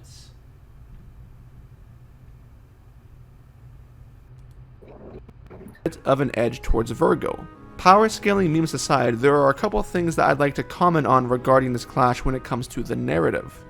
I made the claim earlier that I think the way that Oda views Sanji has. Oh, also his hockey could be stronger, and if they both use hockey, Virgo's hockey could do more damage, and so on and so forth.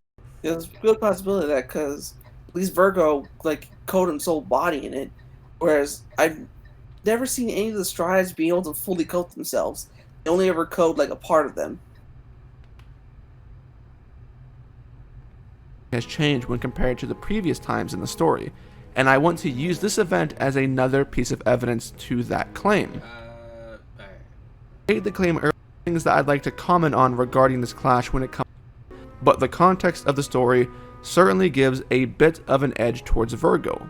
Power scaling memes aside, there are a couple things that I'd like to comment on regarding this clash when it comes to the narrative. I made the claim earlier that I think the way that Oda views Sanji has changed when compared to the previous times in the story, and I want to use this event as another piece of evidence to that claim. If Zoro's pride is his swords, then Sanji's, outside of cooking, his swordsmanship, not the swords per se. Except for the Wano Ichimonji, the white one. Yeah, I'd say like of all the swords, like he has to care about the most. It has to be the Wano Ichimonji. Like that's the only one he really cares to take care of. Kind of. He takes Okay, care of all. I know where he's going with this, but like Sanji's pride is in his hands because he's a chef. That's why he uses legs in the first place. cooking would be That's his also pretty legs much- in terms of fighting, right? Evidence to that claim. There it is. Oh, If Zoro's pride is his swords, then Sanji's, outside of cooking, would be his legs in terms of fighting, right? It is surprising to me that Oda would show Sanji's leg crack so easily and against someone like Virgo, which, as we know, in the larger scheme of things, isn't really that strong. we're big upping Virgo. Whoa, We're big wait, upping wait. Virgo. Wait a minute. Is it really that strong?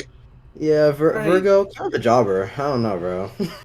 I don't know. Yeah, He's he's more of a side villain now. Table. Virgo's a gag villain, bro. You know, he's just a goon for Doflamingo. He's just a goon. Yeah, what kind of villain uses bamboo? What type of villain uses bamboo? That's a good point. No, this bamboo. Panda Man with bamboo staff.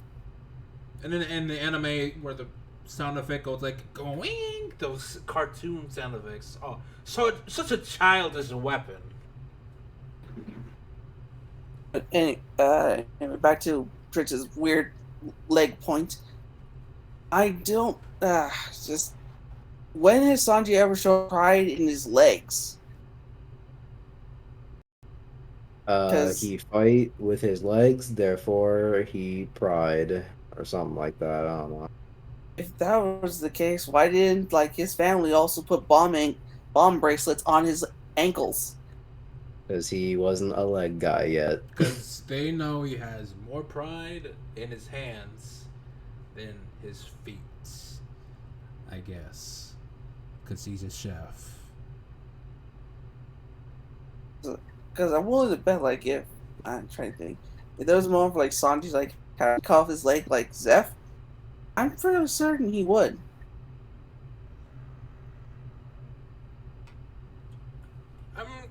I'm certain he's the chef of the Straw Hats, not the He got his not the hands leg and guy of the Straw Hats. Though I'm pretty sure he would prioritize. What would he prioritize more? His cooking skills or his fighting ability? He probably would prioritize his cooking skills. For the Also, I'm now just thinking. Straw Hats overall. Which one would he choose? I'm just thinking back to like Whole Cake Island. If Sanji were to fight a good number of like Big Mom's crew, he probably could be allowed to use swords. Because they use food. Yeah, could like with back in Water 7, when like Sanji had to fight that noodle guy. Watsumi? Yes, I think it was like Watsume. Also was in a Like kitchen, one of those. so bonus points for that. Yeah, like those could be like the only time one of the second rarest moments of Sanji fighting with a sword or a kitchen knife. And possibly making delicious meals out of their attacks. Then something like cracker. How would he be able to deal something with whatever. Actually, I want to stick more into this on how he would be able to use cooking utensils to fight off the food-based themed devil fruits. Let's go on this. Yeah, forget this video. He uses You know that thing where it's like a bowl and it comes with that little crusher? He'd have a big version of that.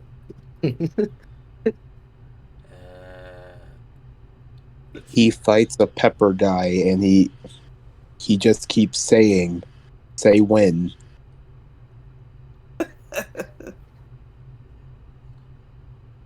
Let's see. Oprah, Alfra, the cream guy. Let's see how he fights him. He probably uses a mop, some sort of cleaning utensil, or maybe a giant bowl and whisks. With Alfra. Yeah, he probably use like the bowl as like a just to catch him in it and then just whisk him around, whisk him into submission. Let's see, and then put him into a giant freezer. Boom. No, and then toss him in an oven when he's like superheated. Therefore, he can bake him. That's morbid. I like it. Let's see. The next one would be Sparrow. Candy. Like what he did in the third movie with the, I forget his name, but he also had a candy devil fruits. Who would remember his name? He was cool. He was intimidating.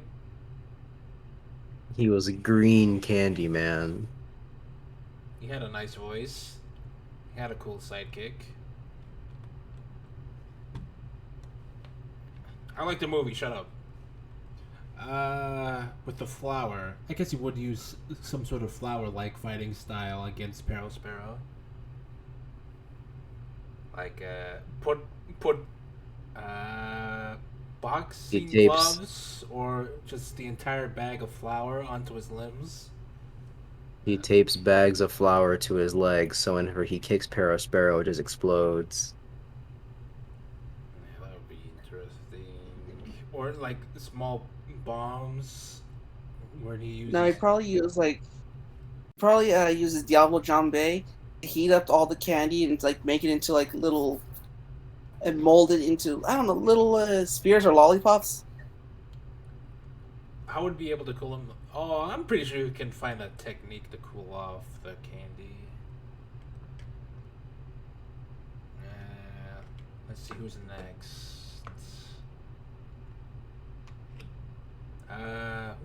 Who else uses food? It's not smoothie, not oven. Oh yeah, Katakuri. He would die if he fought Katakuri. Yeah, yeah, it's just too Hey, strong. he at least makes some good mochi. Heated mochi with his Diablo Jambe. I'm gonna pound you into a mochi cube. What? I already have a leg missing? Oh, I didn't see that one coming. Good thing I have two. What's Wait, where'd the that? second I one go? don't. Why is everyone suddenly taller than me? Hey, why does my leg? Why does my pants feel cold and wet? Oh. You forced me to use my secret technique. My third leg. Third leg style. Oh man, if that comes, Yeah, I'm becomes sure an I'm sure he actual thing, practices I'm with it going a to lose lot. it. That's like a Kinnikuman gag. I'm saying Kinnikuman Third is a leg little squat. horny. Let's see here. Katakuri, then let's see.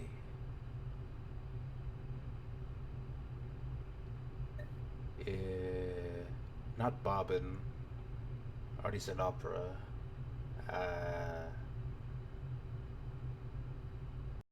It's gotta be one more. I'm pretty sure there's one more.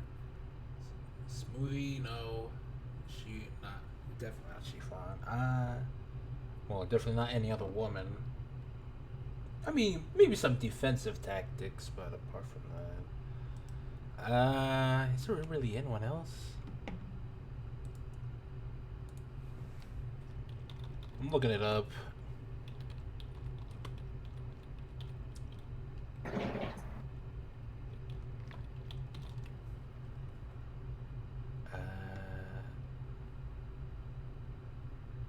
Biscuits. I already said that. What? CBR?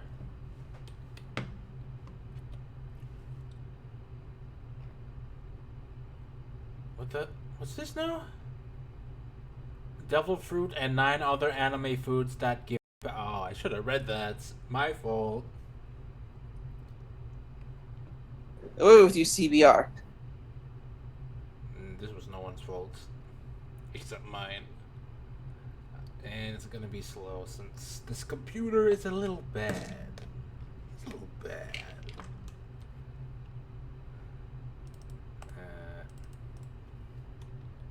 I don't know why, but I'm reading the article that was on the site. It's like 10 anime characters that fit the Gemini astrological sign. Cuckoo no me? Oh, cook fruits. Ah, yeah. I guess that technically would work with Strusen.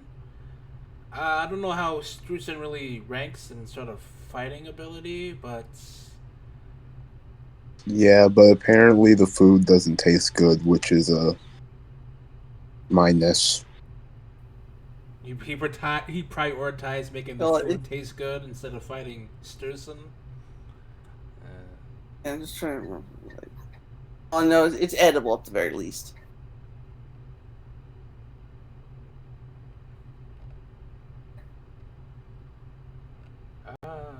Food devil fruits. Food devil fruits. There's really no one else in my head. Okay, while I'm looking that up, how about food homies? Okay, food homies would be easy to rank down. Since they got like no power level. Except for like a superfood power. Even a superfood. A hypothetical superfood would do very little in Sanji. I gotta go to Except the maybe restroom, Sanji's so. ethics in wasting food.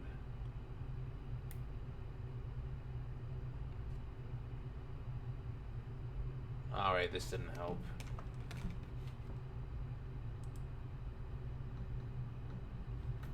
Shoot, it's not happening. This is not going out fast. I just want my food devil fruit. Food-based devil fruit. I'll type that in.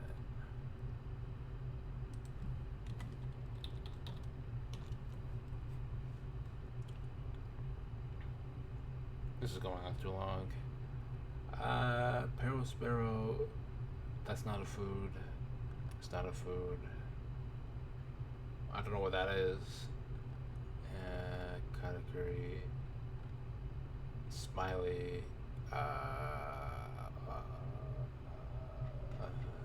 Wow. Just give me.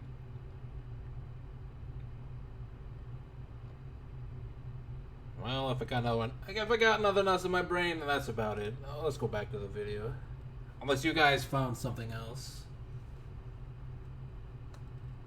No. Alright, should check the Discord.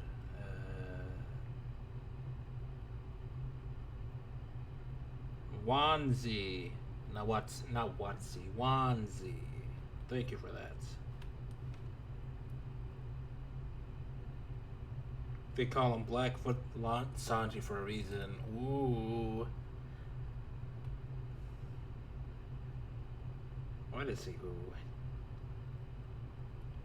Oh, that's about it.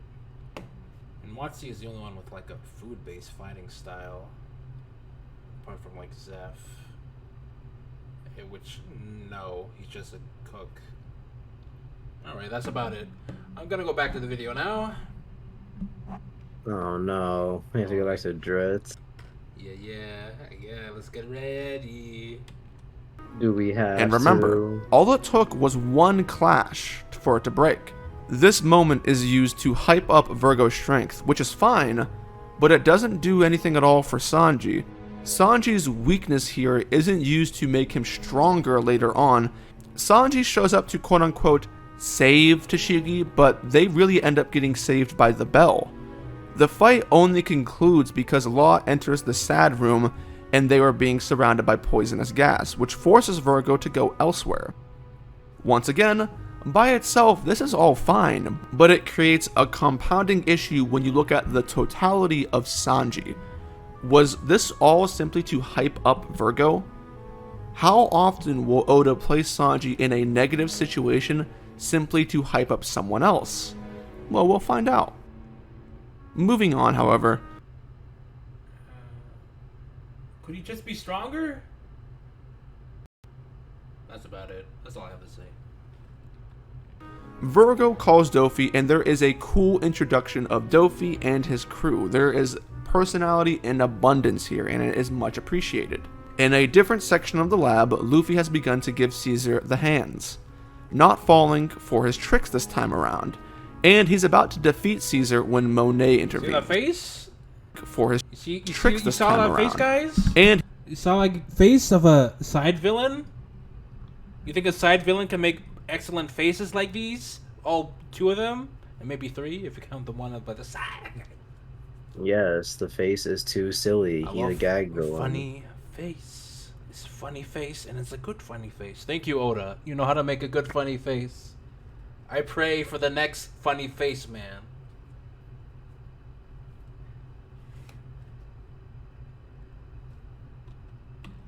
he's about to defeat Caesar when Monet intervenes, which allows Caesar to escape. Luffy destroys the ground to avoid being frozen and accidentally falls through the floor. Nami's group is still running around, and Kinemon alludes to what some of the Straw Hats' roles are going to be when they get into Wano. Nami being a Kunoichi, Robin being a Courtesan. One each. Can't wait to see how that plays out, baby. Wait, Nami's what did he say? being a Courtesan. Cortisone? Did he just say cortisone? Is that what it's called? That's clearly an O right there. You see between the S and the N, that's an O. It's a very pointy O, but it's an O. Yeah, no, it's pronounced courtesan. Or I see an O right there. I think you're wrong. How dare you slander Dritz? It's not slander. I just want to get the facts straight. Is that what it's called? Don't you see the O? No. I think you're just blind. Good points. Can't wait to see how that plays out, baby. Anami's group rolls up on Chopper, who is getting smacked around by the rampaging children while he's in Monster Point. Stop! He's already dead. Ooh, that's alright, yeah. I mean, that's not a good look. Monster Point stock is just plummeting at this point. I guess he forgot that Chopper was literally immobile for like 1/8 of the arc. Even if he wasn't, why would Chopper attack the kids? I mean, the children, they're not that... Okay, they are that strong. Don't you see their size? Not to mention he wouldn't attack the kids. Not to- also the kids are going through drug withdrawal, so they are aggressive. You never seen a crack guy lift up like half a mountain just because he had a whiff of that cocaine? Like that image of the Hulk holding up that mountain to save the Avengers. That's still in my mind for whatever reason. Off screen, Law and Virgo have already begun fighting each other, and looking back on this, I don't even know what Law's plan was. He knew that Virgo had his heart, but he is completely helpless against Virgo while he has his heart. So I don't know what Law would have done if Smoker didn't show up. Law just enters the sad room, and the next thing we see is Virgo beating his ass. Did Law even think about what he was going to do? Doesn't seem like it. He had no plan or strategy in place, which is kind of weird considering it's Law. Tashigi and Sanji start... I don't know. Yeah, I it's don't so know how to feel about it's that. so weird that Law didn't have a plan in place, since he's Law, the coolest character in One Piece. I'm certain Law had a plan. It's just that, well, I guess part of his plan was to get beat up a bit. at least to make it look like convincing beat up. But then again, he just one-shotted Virgo. So, Well, at that time, Virgo still had his heart, so I'm trying to recall, like, I'm fairly certain eventually, even if Law didn't show, if Smoker didn't show up, Law would have found a way to get his heart back, then one-shot him. that would kind of be sloppy writing then. Just making a comeback like that. I mean, it is the Api fruit, so there's ways. Yeah, you can just grab a random pipe, swap the heart in the location, boom, you got the heart back.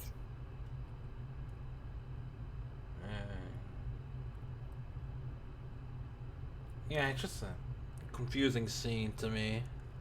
I gotta say, he didn't really think that. It was a confusing scene considering he did one-shot Virgo in like his strongest form. I might have to say I give him that. I gotta give you that, Dritz. That scene also confused me.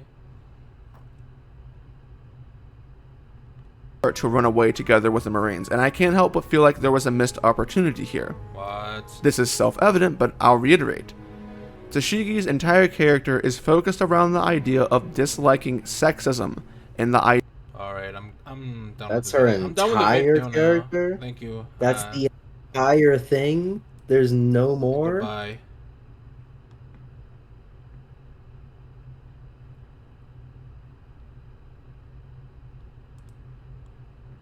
If Okay, Dritz says so, I'm not really true. done.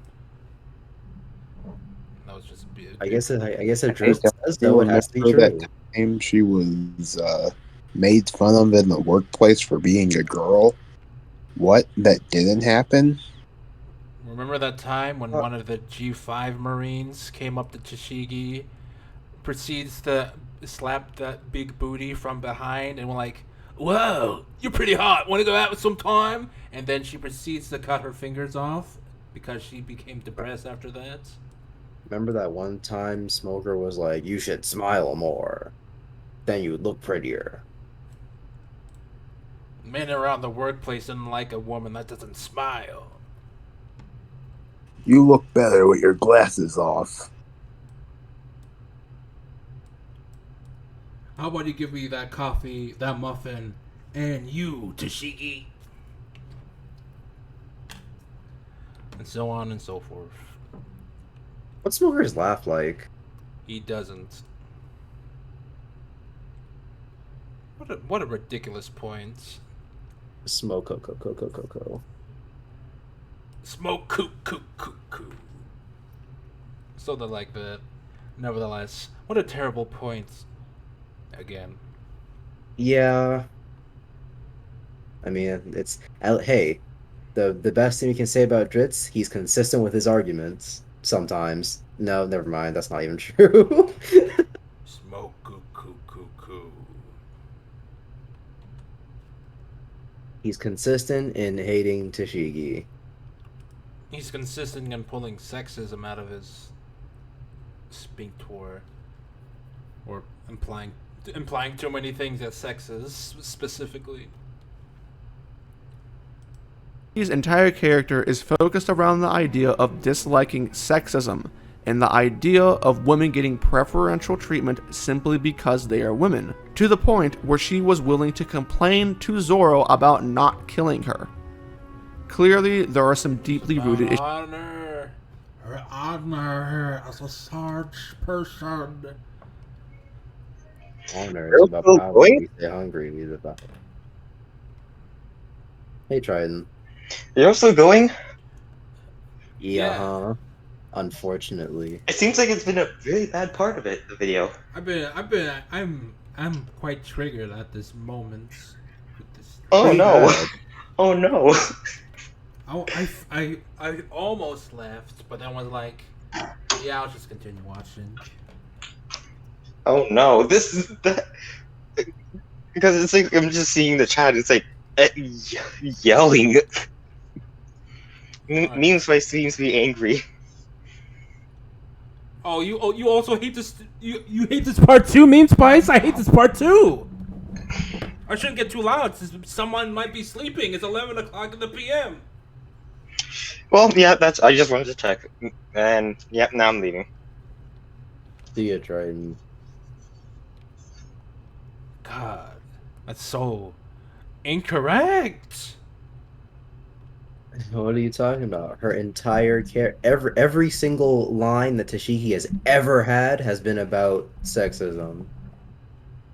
Yeah, she was waving her big flag of feminism, calling out Smoker in her cranial. Remember, box. people, He is we woke. didn't start the totality. Dritz did with saying her entire character. Entire character, not being a whole sword nuts, thing. not her clumsiness, not her looking like Kuina, which is more of like a Zoro dynamic, but technically they share the same thing. Nothing. Her being responsible? Nope, not real. It's nothing.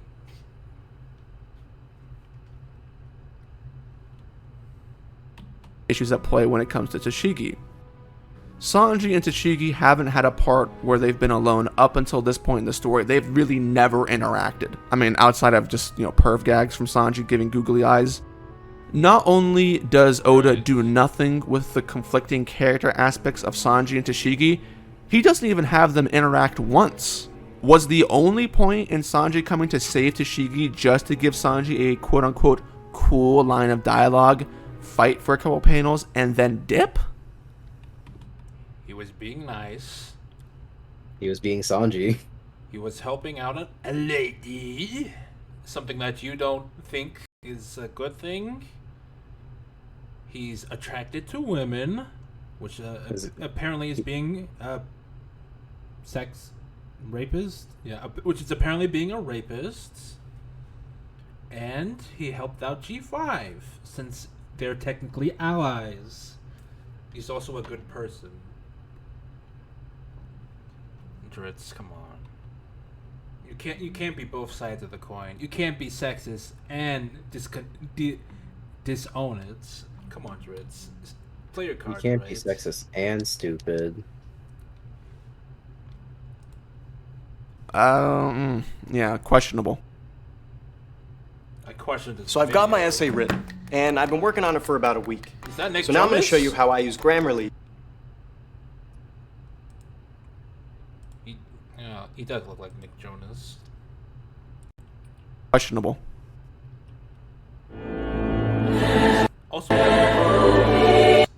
Also, that entire parts was Bon Clay and the consequences of playing God. He could have trimmed that up on the brown beard parts. Whatever. That's a video error. Making But videos is a I would have hard. to edit more. That's just hard. So much work. Meme Spice is big upping this part. I think this is where excuse me, I had to burp there. Where the video gets very good. Yeah, I've seen bits of this. Let's get this Oh, ball. you have no idea. Let's get this ball rolling.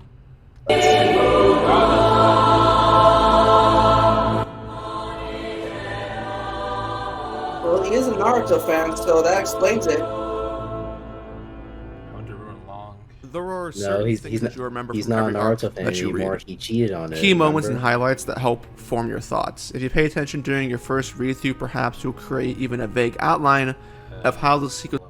Hold up. Let me just get this thing back. You remember from every arc that you read. There are certain things that you remember from every arc that you read. Key moments and highlights that help form your thoughts. If you pay attention during your first read-through, perhaps you'll create even a vague outline of how the sequence of events was created to get you from point A to point B. But like many things, details will fade with time if you aren't proactively using them or thinking about them in discussion and or rereading that series. And that's the case with One Piece, and it doesn't really help that One Piece is a really long story, which makes it easier to forget things that you once remembered. I talk to people whose job is to basically read the series and make videos, and even we forget things all the time. The reason why I say this is because in order to make this video, to get the most bang for my buck, I went through every post-time skip arc and reread them, took notes, and sat down to formulate my thoughts. I had always remembered the... Did you really read them? Could have fooled me. No, he just doesn't like the time skip. He didn't like the time skip part. It's all right.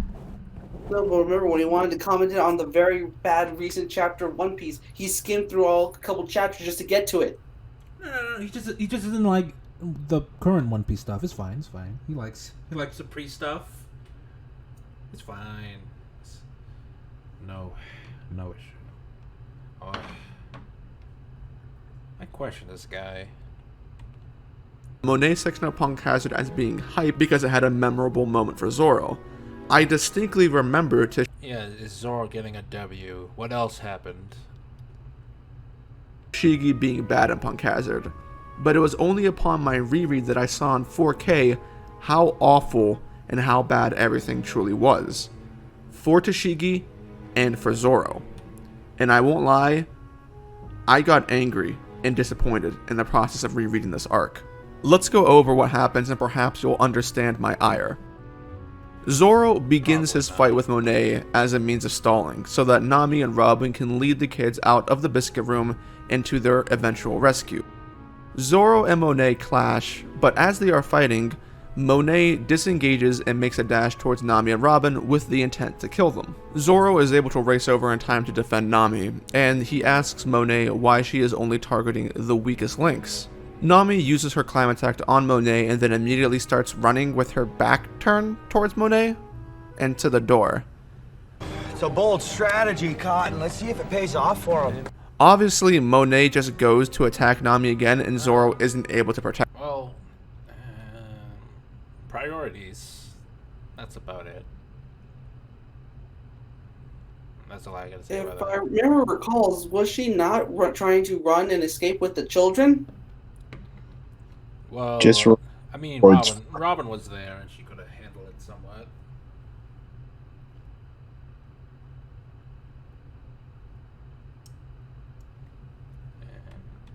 Protect her. Monet is about to kill Nami when she is saved by Robin. Zoro comes in and cuts there it is. to kill Nami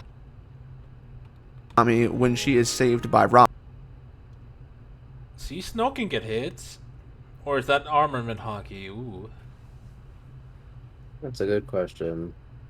Well, remember, there are technically a few stages to armament hockey, because first it could be like the invisible shield that like rarely showed off.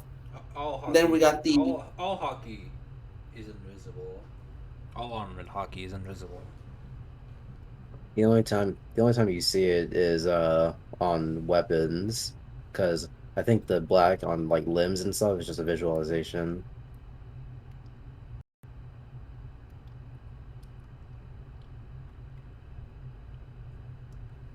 You can hit Snow. You don't need hockey.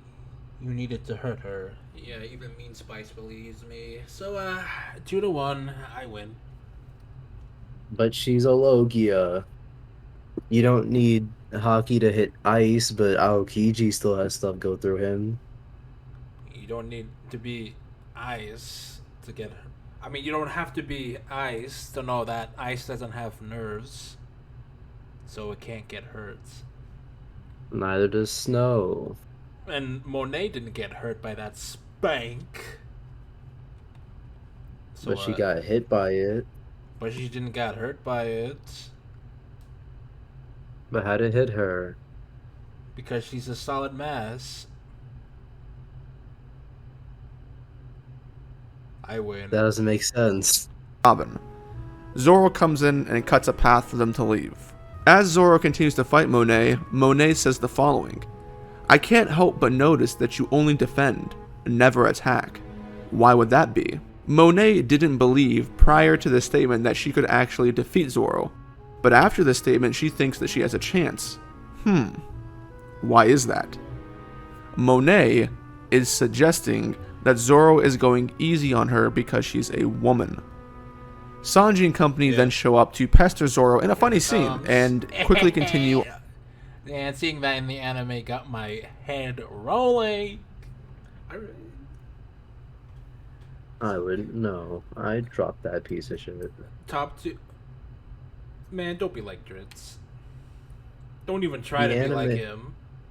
The anime is not a good adaptation of One Piece. Changed my mind. Anymore, considering its pacing specifically. But whatever, it looked good and it sounded good in the anime, and I kicked hard at it. It was a great scene in the anime. Sanji and company then show up to pester Zoro in a funny scene and quickly continue on their escape path, but not before Monet is able to take a chunk out of one of Tashigi's soldiers. Due to her being distracted in doing this, Tashigi gets a surprise attack on her, which leaves a small cut. Zoro tells Tashigi that she's in his way and that she should leave, but Tashigi refuses to budge. Zoro threatens to cut her down if she doesn't listen. By the way, and can you Tashigi pause for a second?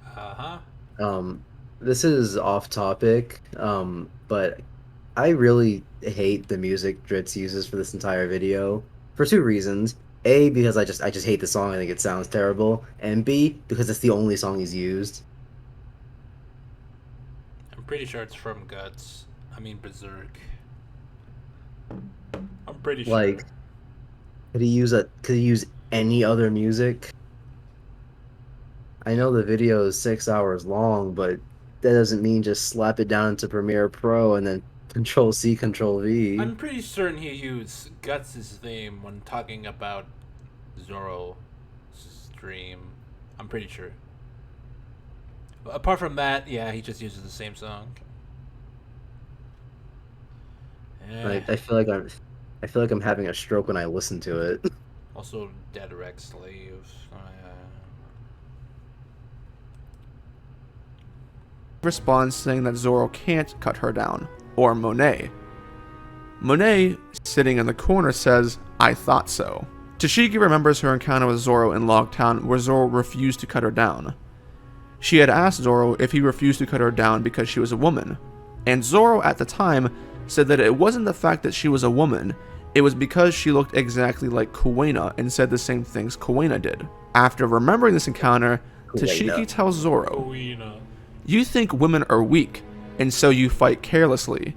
Even though you won't lose without delivering the finished blow, you won't win either." Zoro doesn't deny anything that Tashigi says here, and in fact confirms it later on when he finally steps in against Monet. Do you understand what this means? Oh, he's back. This fight recontextualizes everything that we know about Zoro's ideology and his flashback. Zoro holds back against... I think Zoro not addressing it is just a Zoro thing, if it's something that he doesn't really see as any merit, because, like, oh, obviously I don't think that way. I don't know if he would be like, whoa, wait, I don't think like that, because see here, da-da-da, and all that craziness. Yeah, he rarely explains. Oh, but it's Dritz, therefore, he said nothing, therefore it's an admission that he is at that. Even the very first time Tashigi was pestering Zoro about, "You're not doing this because I'm a girl," she had to keep pestering him until he eventually burst and was like, "You look like my dead friend," and he ran away. I mean, Zoro did not deny it, therefore it must all be true according to Dritz. In the page he showed, like, the next panel is him going, "Do you think I'm a joke?" The Kuwena saying yes. Is that now the official pronunciation, Kuwena? Yeah, I heard it said as Kuwena, so I'll say it as Kuwena. Because it is Kuwena. Kuwena. God dang it, Dritz, you're making me mispronounce things now! Okay, if anything, I would say that Zoro is intimidated by female swordsmen in some way, considering that Kuwena bested him 301 to 0. But that's still, that's at least slightly more feasible than whatever Dritz is saying. 300. Also, wasn't the only reason he was defending Monet was defending against her is because the kids were in the room, then the Marines were in the room. So if he tried to like fight as hard as he could, he would cause casualties or something. Possibly, because after Tashigi's moments, he one-shotted Monet, so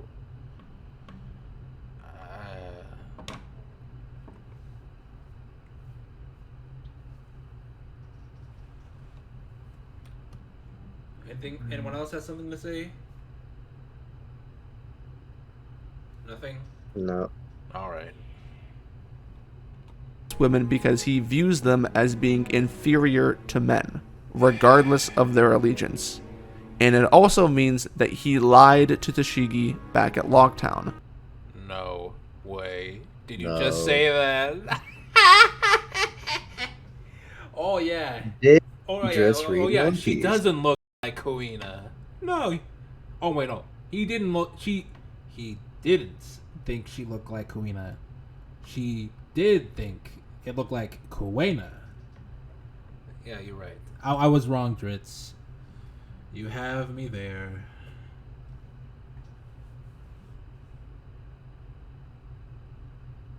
Bruh, he cannot say this stuff. He cannot be this wrong. Oh, he can, Oh, but he thinks he's right. can, and he will. He cannot be this Remember, wrong. what he says he wants to speak is true.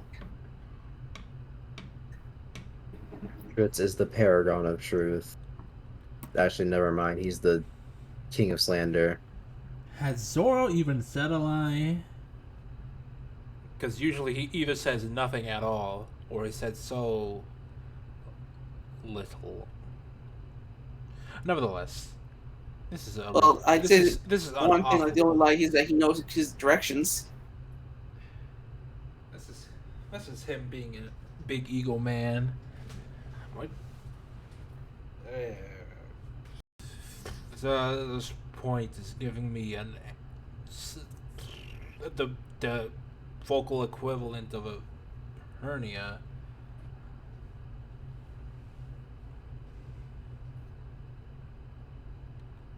Can't a man respect women? You're damn right they can't. And it also means that he lied to Tashigi back at Locktown. Instead of Zoro being weirded out by how much Tashigi reminded him of Kuina, he held back because she was a woman. And that isn't to say that the Kuina thing didn't play a role, but Punk Hazard changes the primary factor of the scene to be gender related. This also confirms what I always thought to be an out-of-character moment for Zoro during Skypiea. Something that I thought Oda just threw in order for him to sound cool. Okay. What am I talking about? What we do here. No, what I mean, okay, he cites this thing supports his points. It would be a little bit weird. He wouldn't have brought up something weird that weirdly supports his weird points. Let's see if it does support his points. Just go back. Yeah,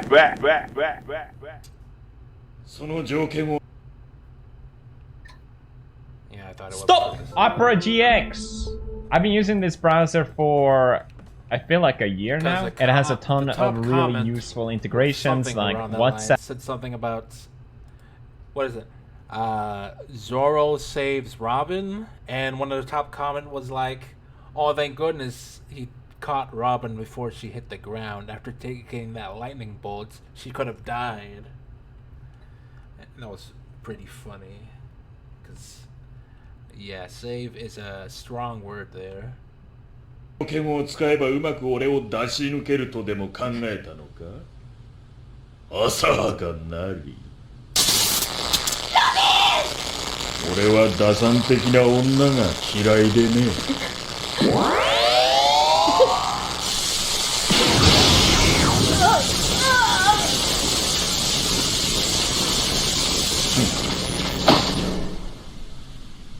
嘘。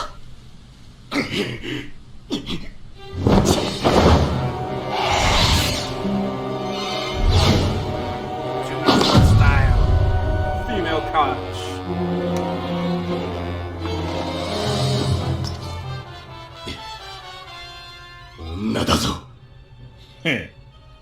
見ればわかる。 Zoro expected Enel to go easy on Robin because of her gender. Instead, Enel is for equality and fried that bitch up. This recontextualization is counterintuitive to everything that makes Zoro Zoro. This does not. How? It's not like he even. But he fought like 2 female characters as far as I've seen. And even then, it was both times Tashigi.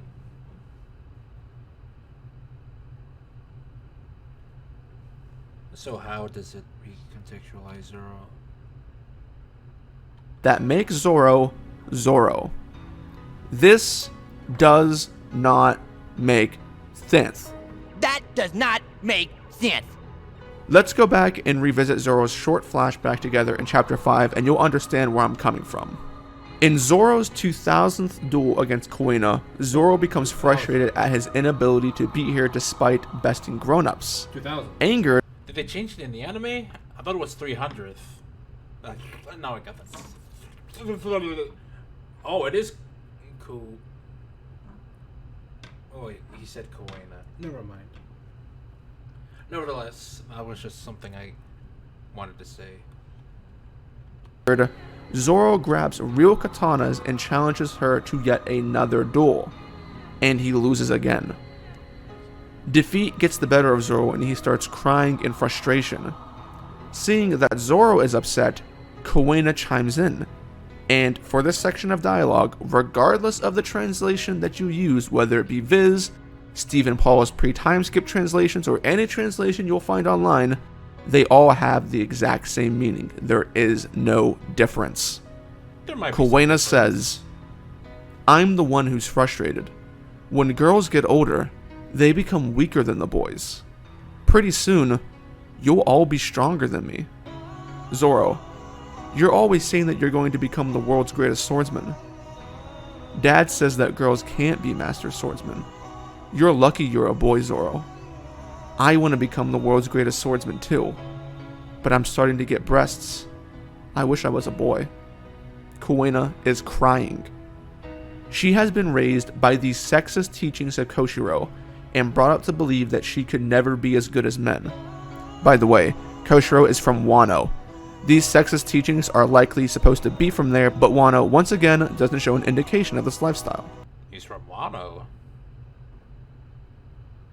Who said that? Wait, you guys don't know? I know, but it's not him. It's, you know. So is he actually from Wano? His family is, but I assume he was born in the East Blue, or at least not in Wano. Yeah, he's more. Her dad is more than likely born in the East Blue, whereas rest. Darn it, I can't. I don't want to spoil anything. It's only Koshiro.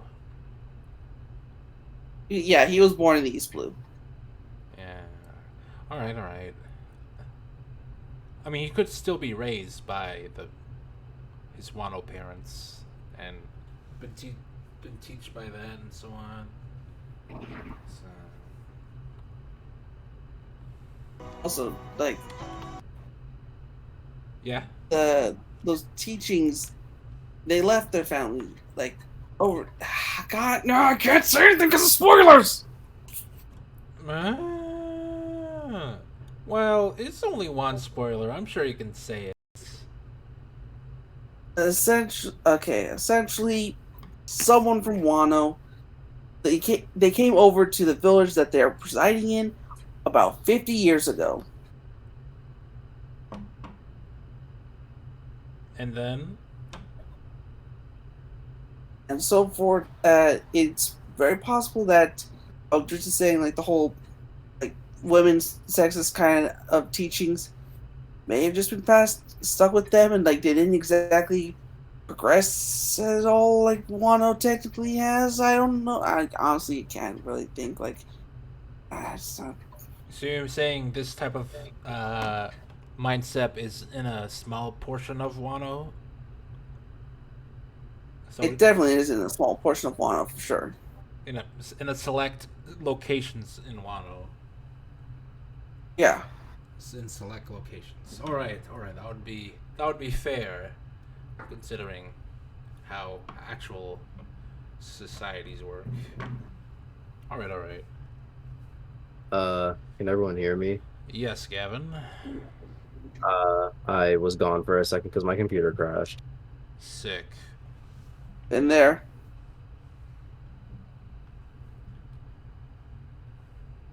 You don't need to tell us, Dritz. We know this flashback. He's just giving you some new context. Just give you some new context. No need to worry about it, meme. Because Zoro sexist now. If anything, it should be the other way around. He should be slightly fearful of women, or highly respects them, so on and so forth. From there, but Wano once again doesn't show an indication of this lifestyle. As Kuwena is moping, Zoro gets furious, screaming out, "What are you talking about? You beat me. That's not fair. Beating you is my dream. Someday I'll beat you because I worked hard, not because you got weaker. It's got nothing to do with being a boy or a girl. I'm training all the time to beat you. You're making me look bad. Let's make a promise. Someday, one of us will become the greatest swordsman ever.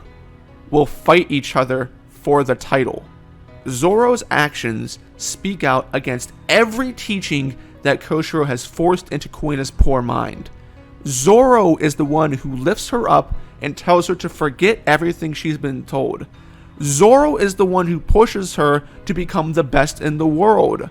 Zoro is the one who thinks that gender doesn't matter. Zoro's character motivation is his promise to Kuwena. He carries around her sword in order to honor her, remember, and fulfill their dreams. Zoro even doubles down on his promise after Kuwena dies and he's at her funeral. Punk Hazard is trying to change all of this. What the fuck? If you wanted to play devil's advocate for a moment, you could say that maybe there is still uncovered territory with Zoro on this front and Oda still has everything planned out. Maybe there's another flashback somewhere along the way. And I'd say, in response to that, sure, maybe that's possible. I think that you could logically write a scenario where, in an alternative timeline, Kuwena's death makes Zoro jaded and sexist with women because he's hurt and he can't forget what happened to Kuwena. That could work. But it doesn't exist. Where is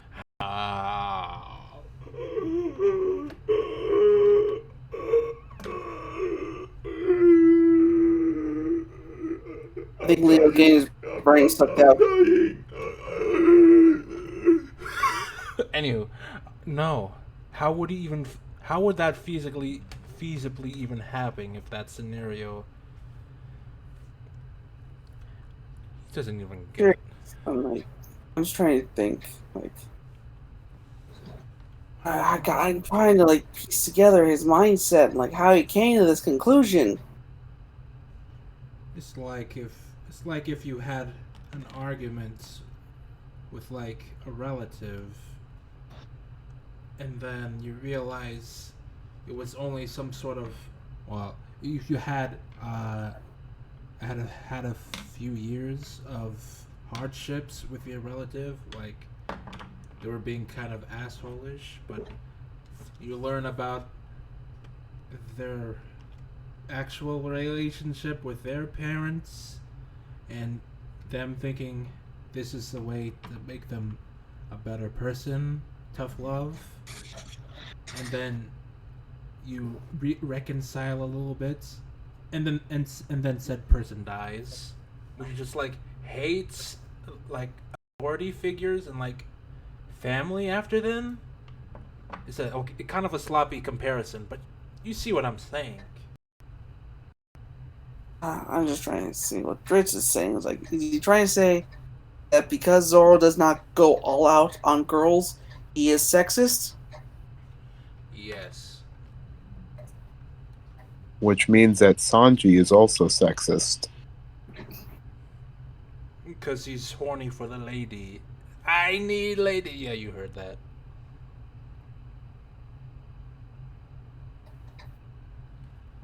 You can't just say these things. What I mean? What do I mean? He can't say these any things. of the other women He's been been saying these things. You're saying Rex. I'm just trying to think, like, has Zoro come across a situation where, like, a woman he was fighting was a swordsman? Besides, I'm trying to pronounce her name without saying Dritz the way. Like, Kuina and Tashigi. Yeah. And I was looking at the fight list, and the only women on there are Monet, Toshigi, and Kuina. Yes. At But best, also- at best, Have you- at best, Ritz, this is just a barely explored area with Zoro's character. That's at least the best you can say. I'm still trying to think, because, like, he fought Kuina and lost, but he was going all out. He fought Tashigi and handed her butt.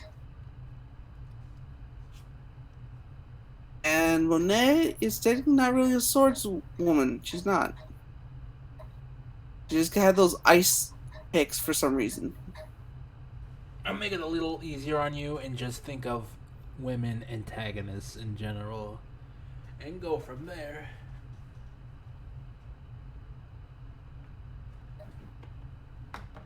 Basically doesn't clear anything up. This man really... Well, Leo, I mean, also kind of might also bring a good point. Like, hey, maybe her dad doesn't want her, Kuina's dad doesn't want her to, I don't know, get her with swords. Well, we don't really know the relationship, and we don't really know much about a relationship. But then again, it kind of like falls in the face of like, if that was the case, why does he let her participate in all the JoJo stuff? Yeah.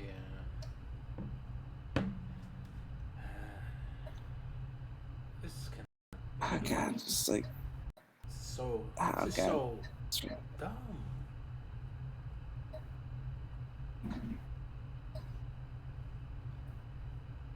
How does... Maybe he is. Maybe he is sexist. Okay? Maybe he actually is sexist, Zoro. I don't really see how... Oh, wait a minute. No, it's actually help him. Uh-oh. Alright, he's not sexist. Forget what I said. But he definitely didn't and shouldn't have associated Zoro being sexist with Kuina and Tashigi look-alike. He definitely shouldn't have. Even if it's being recontext with the Monet thing, I still don't see how you could. It should be... Oh, wait a minute. He also said that. Alright, I'm trying to justify your Dritz, but... No, I can't. I cannot justify your mindset. This is so dumb. I'm just gonna start the video now. Is it? Where and how did Zoro change from equality to inequality? Zoro was going to cut Nami down in Arlong Park because of what happened with Usopp before Sanji said that Zoro should treat women better. Zoro because she disobeyed this. Oh god, that frame of Miss Monday. It's because she destroyed the group. She betrayed the Straw Hats. She destroyed the loyalty. It was loyalty first, sexism never.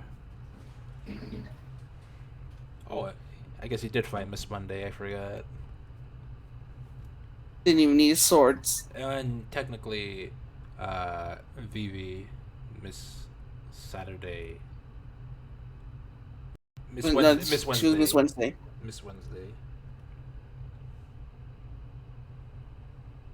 You really count those as fights? I mean, she just like did the perfume thing and then walked off the roof. I mean, it's technically a fight because they were engaged in a life or death situation. God, Miss Monday really looked like that. Picked up Miss Monday at Whiskey Peak. Zoro noticed Kiku was hiding their power and acting too girly. Like what? If this is truly something Oda was planning from the beginning, where is it? I need to know. Zoro is a nice person, but where does he draw the line between being a nice person? A little bit of a stretch. He's decent.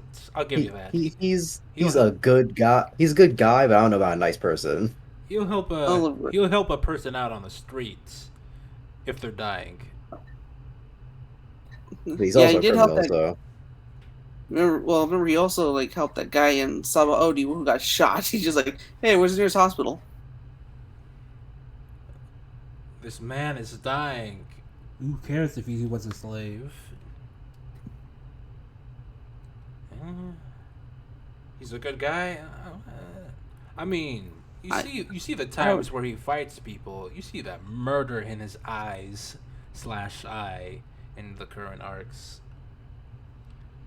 He really wants to cut people down. He's really into that, at the very least. A protector of people weaker than himself and a sexist. No, he's not the protector of people weaker from himself. He just helps people. He's a decent person. I need to know. Zoro is a nice person, but where does he draw the line between being a protector of people weaker than himself and a sexist? In the 1,000 plus chapters of One Piece, where is this extremely basic character explanation? Where is the storytelling? Did he add like a extremely chopper? Did he always look like basic character explanation? Where is the storytelling? It's that GIF that gets occasionally posted here. That's such a good GIF. At what point will it matter? If it didn't matter in Punk Hazard when all of this was being revealed and confirmed, then will it ever be? I'm certain there's the freaking 60 frames per second filter is being added somewhere. I can see it. It's not happening in Wano right now, and the story is almost over. But no. I'm not finished. After Tashigi tells Zoro that he can't be trusted, she indicates that she will be the one to take on Monet. Zoro then sits down against the wall and gives Tashigi a chance to prove herself, quietly observing. You would assume this is going somewhere, right? WRONG! For the full context, let's do a recap of every Tashigi moment that has led up to this point in time. Is hard. Here we go. Tashigi starts off getting cut in half by Law, who tells her that she's too weak to decide her own fate. Law tries to finish Tashigi, but is saved by Smoker. After Smoker is defeated, Tashigi tries to get revenge on Law, but Law humiliates her even further by swapping her body with Smoker's. Smoker hints at being limited by her body because it's not his. Then that's just basic body swapping rules. That's how it makes. Also, that's how it works. That's basically how Logias and normies should really react to each other. If Luffy shows up. If you suddenly get put in a wheelchair, you're not going to suddenly know how to operate a wheelchair like someone who has not had their legs their whole life. Calls her weak. Tashigi expresses a desire to go out. He always called Tashigi weak, but... yeah, not to mention, Tashigi is now in a Logia body that she has no idea how to control. After Virgo was... She got a puff of smoke, and then like her arms became like super technically elongated. Smoker, but Smoker sidelines her with the men. But well, someone has to do that. Being second in command, so it's only natural. She can't even protect her men. She gets thrown to safety because she's too slow to outrun gas. That's the wrong context of the scene. You are now lying again. Thank you. Which results in her men being petrified. The G5 soldiers get attacked by a mini dragon who isn't afraid of Tashigi, but then gets scared off by Virgo. Virgo starts. That's just Virgo being a better. Oh yeah, that's just Virgo being a better character. Let me just say that Virgo is a better character than Tashigi. Is that what you want to hear? Virgo is gay? No, Virgo is great. You remember the Virgo was gay thing? I do. I don't. Why was that a thing? Virgo is homo. Why? Because he likes to you finger see, people? when the internet sees a good design, they make it gay, no I matter was just what. thinking because he likes fingering men. That may be the context. That may have been the context. Starts killing the G5 soldiers they love it so and much they pass fodderizes out. Tashigi. Man, what is a good drawer? He's a damn good artist. Tashigi stares on to watch the onslaught as she's crying and is then rescued by Sanji. Tashigi's dream is to collect all of the graded blades in the world that have fallen into the hands of evil men, which necessitates her becoming stronger in order to do so. Tashigi's final encounter in Punk Hazard is a battle to prove her worth and test what she's fighting for, in an arc where Tashigi has been put through the ringer by men. Her final battle is against a woman who is being toyed around with by Zoro. But a chance is a chance. Zoro's a fucking monster. Yeah, but it's supposed to be Tashigi's time, so on and so forth. So isn't it more sexist to think that, oh hey, Tashigi's fighting a woman, therefore it's on even grounds? Yes, it is. God, Dritz, you're more sexist than you're claiming Oda is. Well, Oh, we already knew that. Zoro specifically, but maybe. Yeah, but I'm trying to think, maybe- like, how is he maybe- not hearing himself saying this? He has the opportunity to progress, to do something. And what happened? Tashigi is easily defeated by Monet. Tashigi is once again not fast enough to even keep up with Monet. I can't believe what I'm seeing. Is this for real? I can't believe it. Monet is about to kill her when Tashigi is once again saved by Zoro, who defeats Monet by looking at her. And then, oh my lord, Zoro grabs Tashigi like the sack of girly potatoes that she is and runs off with her because she... I don't know why, but that line makes me laugh. Like the sack of girly potatoes that she is. But like, she is wounded and bleeding out. Yeah, but girly Why potatoes. is that? Are all them pink? No, it's just the. No, they're all really soft. Yeah, the bag of potatoes has a nicely shaped curve at the top of the bag. Yeah, I know what you're saying, Rex. So sexist. So sexist. Meme Spy says, has to make it about her gender, not the context of the scene. Yeah. Yeah. It's a female versus female, so she must have a chance, right? She's lost a man. She can only be other women. Nope. Not sexist there. No context. That can be construed as sexist. Yeah. And not just be stated that she is not on the par or at the level that she's facing all her opponents. She's like a level 5 going up against level 50 people. What's this now? Let's see. It's actually I can put this image on the stream since it helps a lot with something. Maybe it does. Zoro says, you should have flown away the moment you realized you couldn't beat me. I admit there are certain things I don't enjoy slicing, but when you cross paths with a beast, are there any guarantees that you won't be mauled by it? Of course not. Kusha. Dragon shock.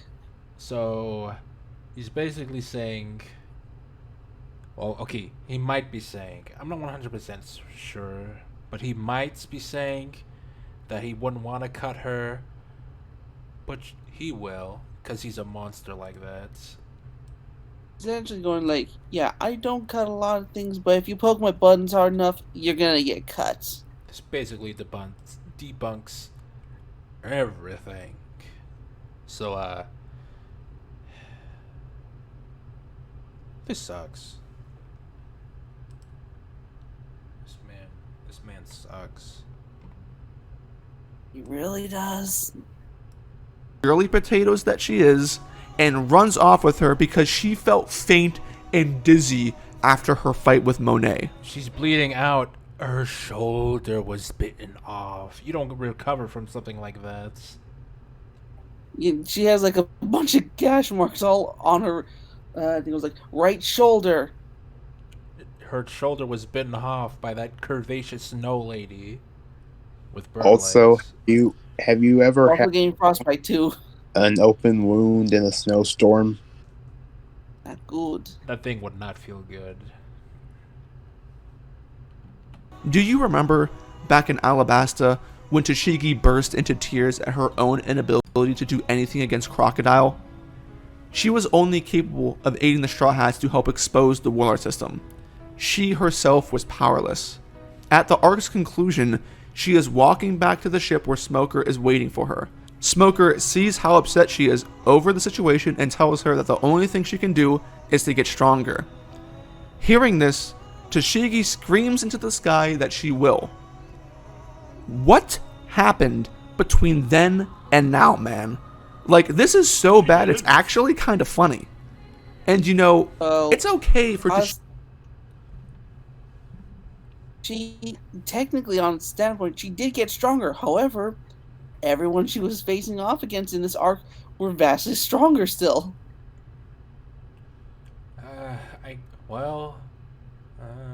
I don't know about power scaling, but the scaling of power between Zoro's enemy and wherever Tashigi is at least consistent.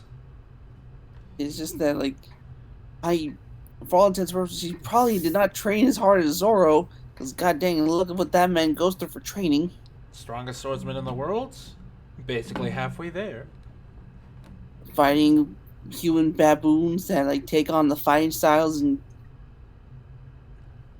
The Humandrels, basically mixed martial arts in baboon form, and weapons masters.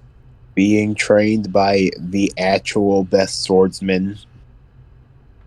And what training does Tashigi have? I don't know, maybe sparring with Smoker every now and then? Because I doubt any of those G5 guys can give her a workout. Maybe she fancies herself a wee bit and goes up to some vice admirals with proficient sword abilities. Fancies herself. This is the worst part of the video, Meme Spice. This is the worst part. Really bad. Tashigi to lose.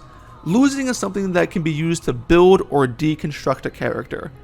But you will see neither of that present in Punk Hazard. Being completely honest, I can't even think of what was going through Oda's mind when he was writing these character subplots within Punk Hazard. Tashigi fails time and time again in this arc, thrown into the fire over and over again, and there is nothing to show for it except a mixed signal and the defiling of her character. She was always like this, what? She always lost. This is nothing new. I'm trying to think, like, the only time she technically won was against two nameless pirates. Like, that's it. Has she won against any named character? No. She lost to Robin, she lost to Crocodile, and then she does not have a good winning streak. Even Smoker doesn't have a good winning streak because he didn't even fight Virgo or Caesar or Crocodile or the Straw Hats. They run away. Well, no, technically, Smoker did fight Virgo. He did not do good though. That's even better. That works better for my points. Yeah, Smoker and Tashigi are complete jobbers. Yeah, they did not go through enough training like the Straw Hats did.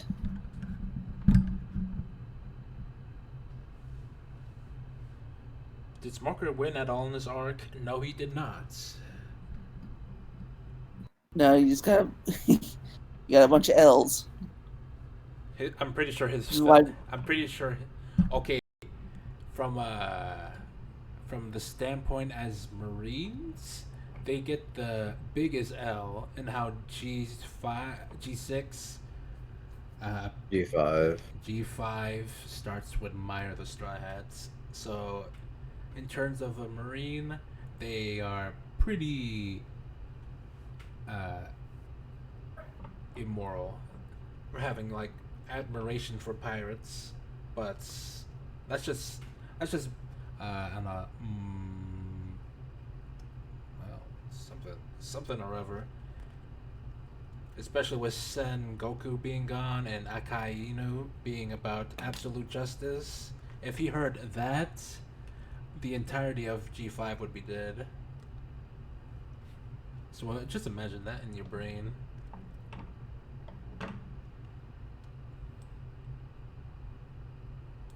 As opposed to her failure in Alabasta, Tashigi and Punk Hazard has absolutely no thoughts on what has happened to her within the arc. No frustration, no character moment, there's barely even a dynamic going on. I would go as far as to say that she is a completely different character. Nothing happens with her in regards to her relationship with Zoro. It just exists. And to top things off, Oda is sending a completely mixed message with Tashigi and Nami. The ending of Punk Hazard has a scene where the children are handed over to Tashigi, and Nami is shown being happy at this because Tashigi was crying and asking for her to leave the children to her. Nami mentally compares Tashigi to Bellemere in the sense that Nami is happy leaving the kids in the hands of a quote-unquote strong and kind female Marine. As it stands, this comparison doesn't hold any meaning outside of Nami projecting things onto Tashigi and seeing something in her that isn't reflected in the arc's writing. Nami and Tashigi do not... Pause. He did. Does Dritz think that when Nami said strong, he meant literally who punches hard? Because I don't think Bellemere was scrapping with anybody like that. Oh no, she couldn't take on Arlong. I mean, no one could have taken on Arlong. Well, Nami just blew the weakest sea. I mean, I think Nami was just talking about the fact that Bellemere has a strong will.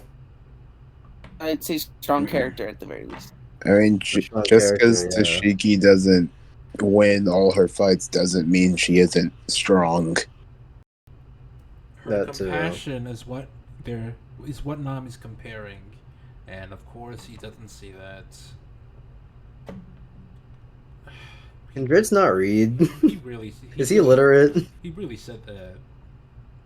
Really said the words that came out of his mouth.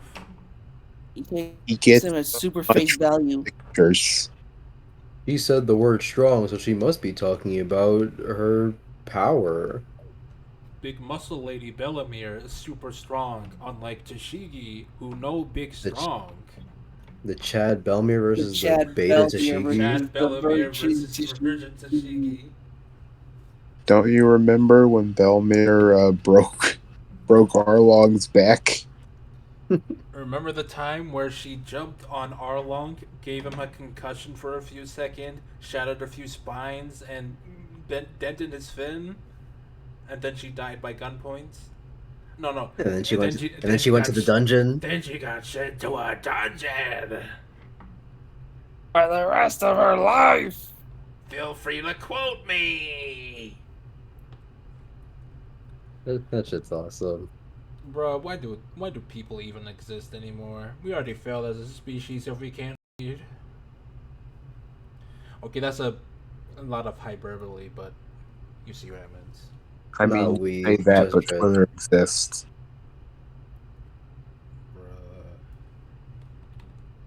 Interact. They do not have a subplot related to one another to build on how Nami feels regarding Tashiki's role as Marine. No. He did not just say that again. Oh, they don't Wait, need. what? They don't need a subplot. They can just see each other's character.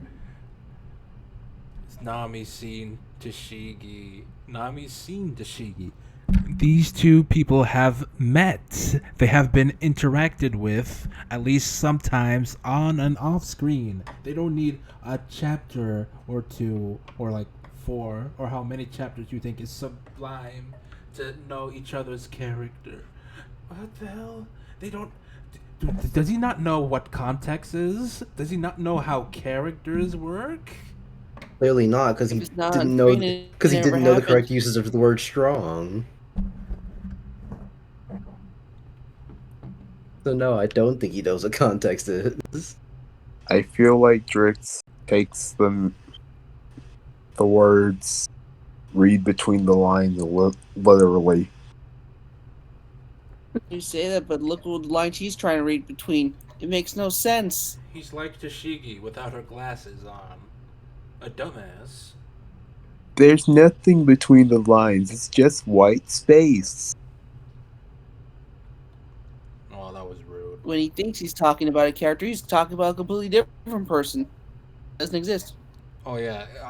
On that note, does he? Should on that note, shouldn't Bellamere and you know I'm not even gonna say that. That's Bellamere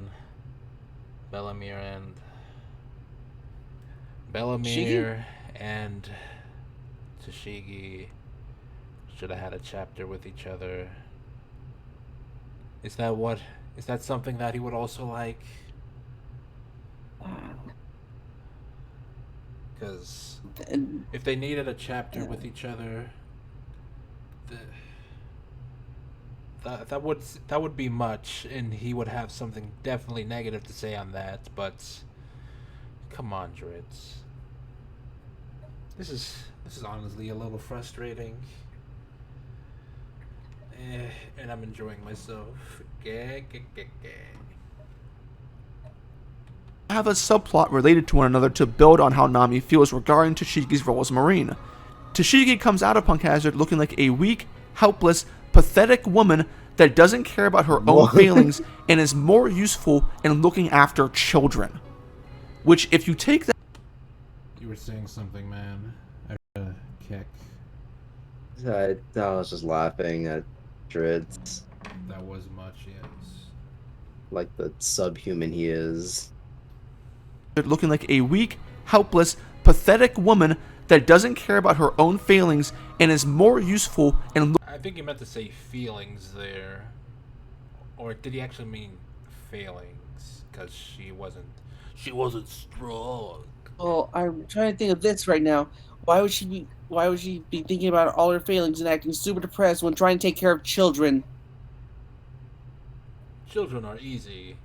Fighting pirates every day, that's hard. I find the taking care of children comparison funny because she's a Marine captain and the Marines are kind of just tall children. Police G5 is. Tashigi's bottom lip there. Yeah, whatever. Looking after children. Which, if you take that and combine that with what Tashiki's character is supposed to be, it's about as bad as an outcome as you can get. Oda is basically saying, go to the kitchen. Take care of the kids.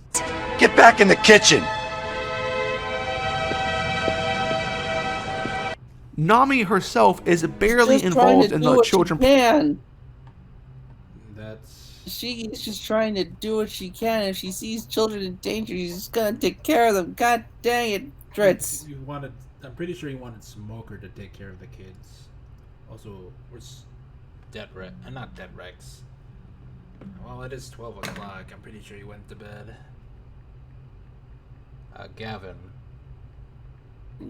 Gavin is his gone. computer Oh, no, crashed. wait, his computer crashed. Again? That's not good. I'll restart it a wee bit so we can hear some of the stuff. Unfortunately for him and for us. Ah, God damn. Shall we call it a night after this section? What the hell's the next? I really wanted to. After the Punk Hazard plot wrap up, I guess we could leave. Well, there isn't really much left, but after the wrap up, I guess. On that note, I'll get a little thing because all this complaining make me hungry. I'm gonna go get some water.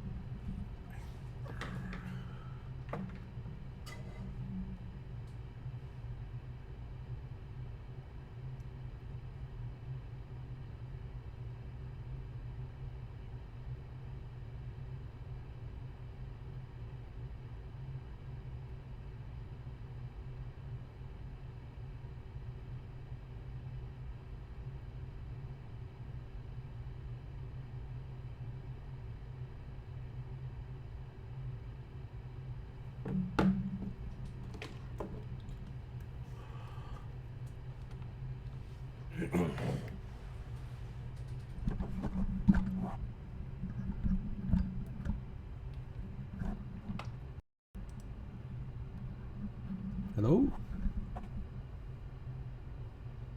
Hello?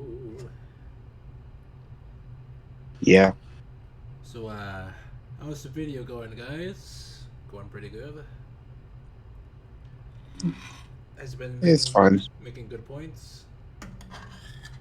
Feel like it's been a nice experience of visual exclamation.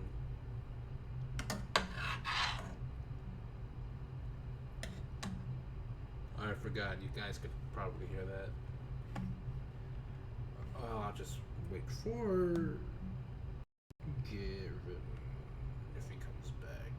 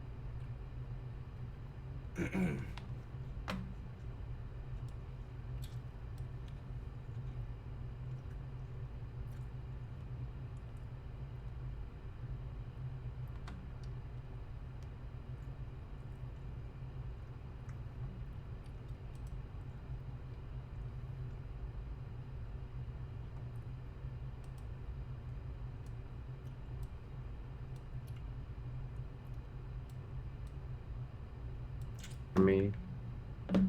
Oh, Gavin. Let's get you a little up, shall we? Battle Punk Hazard looking like a. Yeah, Gavin's back. You heard about the Bellamere part, Gavin? The last thing I heard was we were talking about Dritz using the word strong incorrectly, and then he was like, something something, Bellamere and Tashigi are similar or something, and then he was like, she's being compared to someone who takes care of children. That's crazy. Yeah. Okay. This is a good spot then. Doesn't hold any meaning outside of Nami projecting things onto Tashigi and seeing something in her that isn't reflected in the arc's writing. Nami and Tashigi do not interact. They do not have a subplot related to one another to build on how Nami feels regarding Tashigi's role as a Marine. Tashigi comes out of Punk Hazard looking like a weak, helpless, pathetic woman that doesn't care about her own failings and is more useful in looking after children. Which, if you take that and combine that with what Tashigi's character is supposed to be, it's about...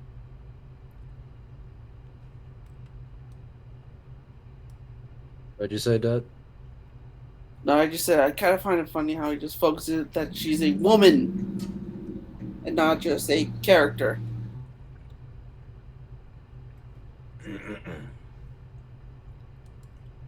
As bad as an outcome as you can get. Oda is basically saying, go to the kitchen. Take care of the kids.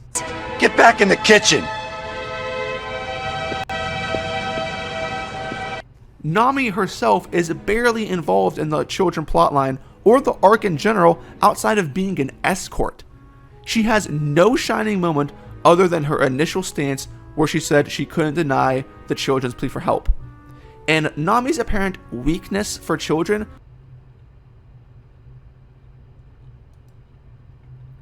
I was mute a little bit there. Oh, there's food in my mouth.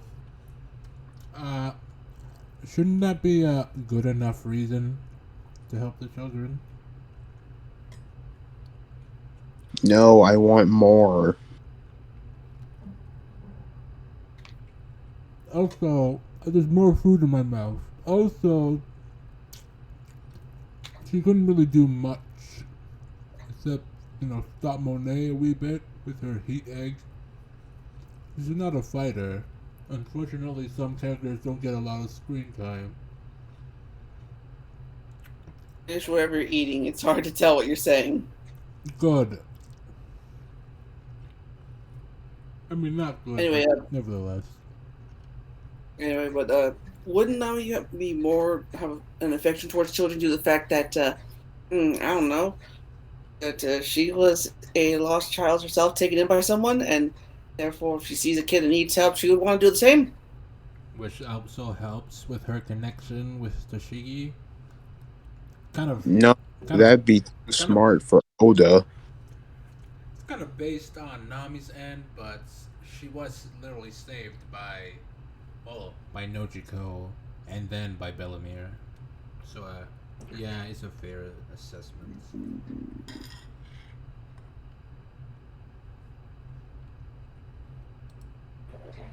is also something that stands on weak grounds and seems to have sprung up out of the blue from the post-time skip. Outside of Nami... Well, never mind then. He makes a good point there.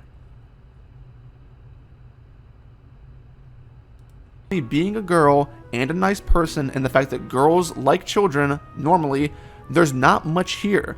But there could have... Come on, dog. You just brought up Bellamere. You should have been able to... let me finish my food. This is a little unprofessional.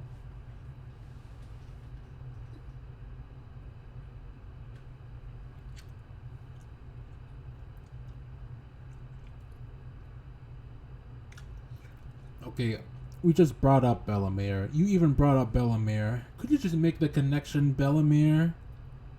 A nice lady marine and another nice lady marine could be good with children? Which is literally what she connected her with Bellamere. How did he miss that?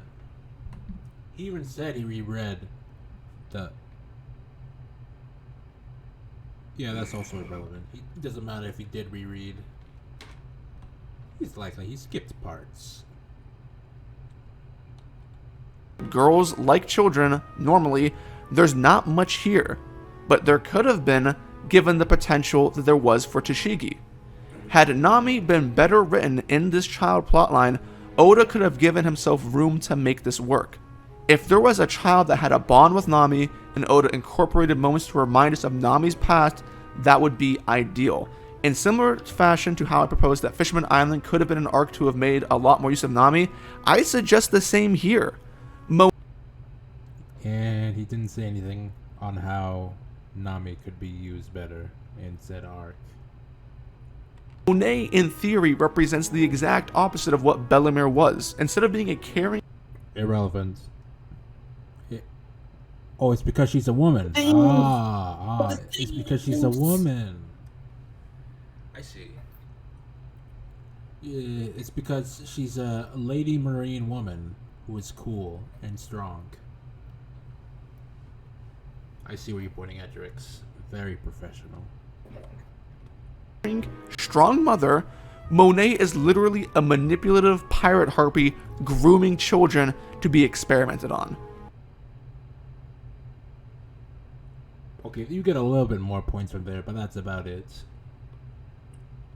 She also has snow powers, and Nami had a scene with Monet where her heat climb attack... Never mind, you deducted back those points.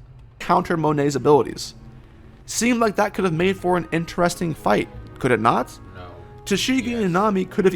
But that's about it. That's all she could do, defense. Unless she can turn up the temperature by a very large margin to destroy the snow. That's about it. Trying to think, like, Nami's not present anything like creating huge fires, just slightly raising the temperature up. That's it. Or, like, usually her biggest attack I've seen is either the thunder tempo or, like, the gust of wind sort thing. Tornado tempo. She had like a sort of wind blade at one point. It was like during Fishman Island. She only used it once though. Gustusaudu. Gustusaudu. Even been involved in the same child plotline with Chopper that results into the defeat of Monet and them bonding together, which then leads to the end result of Nami appreciating Tashigi as being a strong, caring, and loving female marine. And it all would have led back to Zoro's character and to build on things in the future. Instead, none of that happened, and we were gifted with the worst part of Punk Hazard. What do you mean? You said it goes back to Zoro's character. How? Because they're women. Female Marines specifically, but women nonetheless. What? Need more clarity from that? So my brain's feeling fried. No? You might be a little sexist, dog. Not gonna lie. Okay. All would have led back to Zoro's character and to build on things in the future. Okay, but really, how? This is a Nami and Tashigi thing. How would it relate back to Zoro? It's not like Zoro cares about those kids. Fuck them kids. Instead, none of that happened, and we were gifted with the worst part of Punk Hazard easily. Everything here, as it pertains to Nami, is surface level, and everything as it pertains to Zoro and Tashigi is trash. I don't like using that word much. Trash is a very, very harsh word, but this is garbage. I can think of harsher words. Especially towards ethnicities. I think I'm gonna drop out for right now. I'm hungry and my computer crashing lost all my progress in the game, so I'm kind of pissed. Alright. Good night. Right. Nights. I still intend to do the wrap-up parts. And then we can skedaddle from there. Is that alright? King? Me? Wait. What part are we on right now?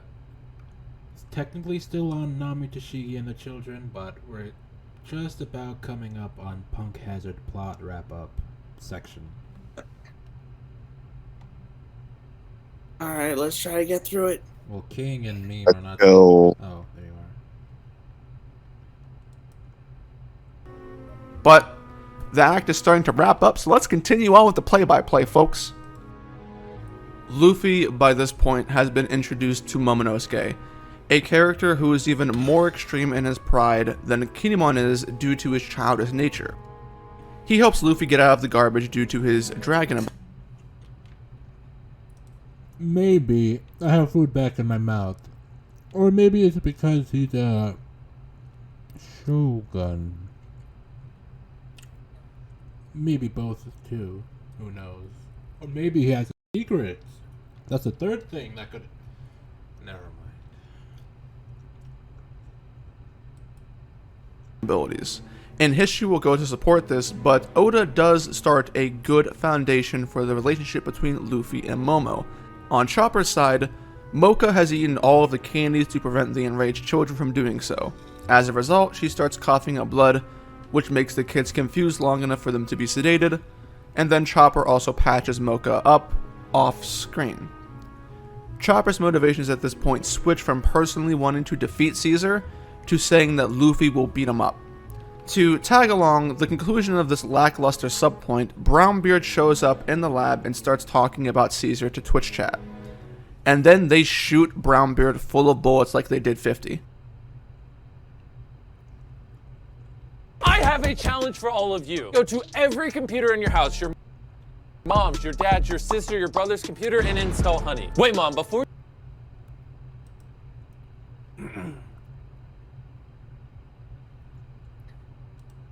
I just realized, since the new world, it's always been that one punching bag character.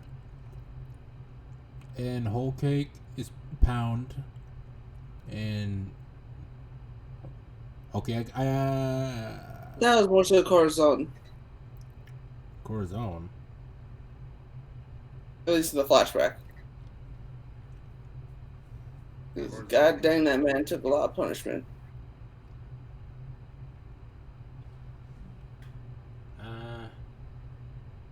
Alright, I guess Corazon can work.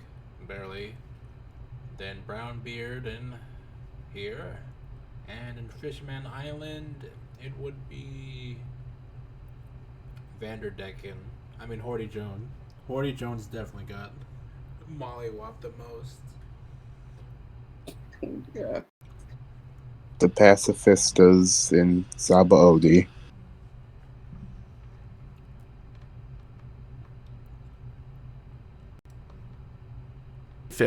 Yo, get me across the street. Let me go. Let's go. Let's go.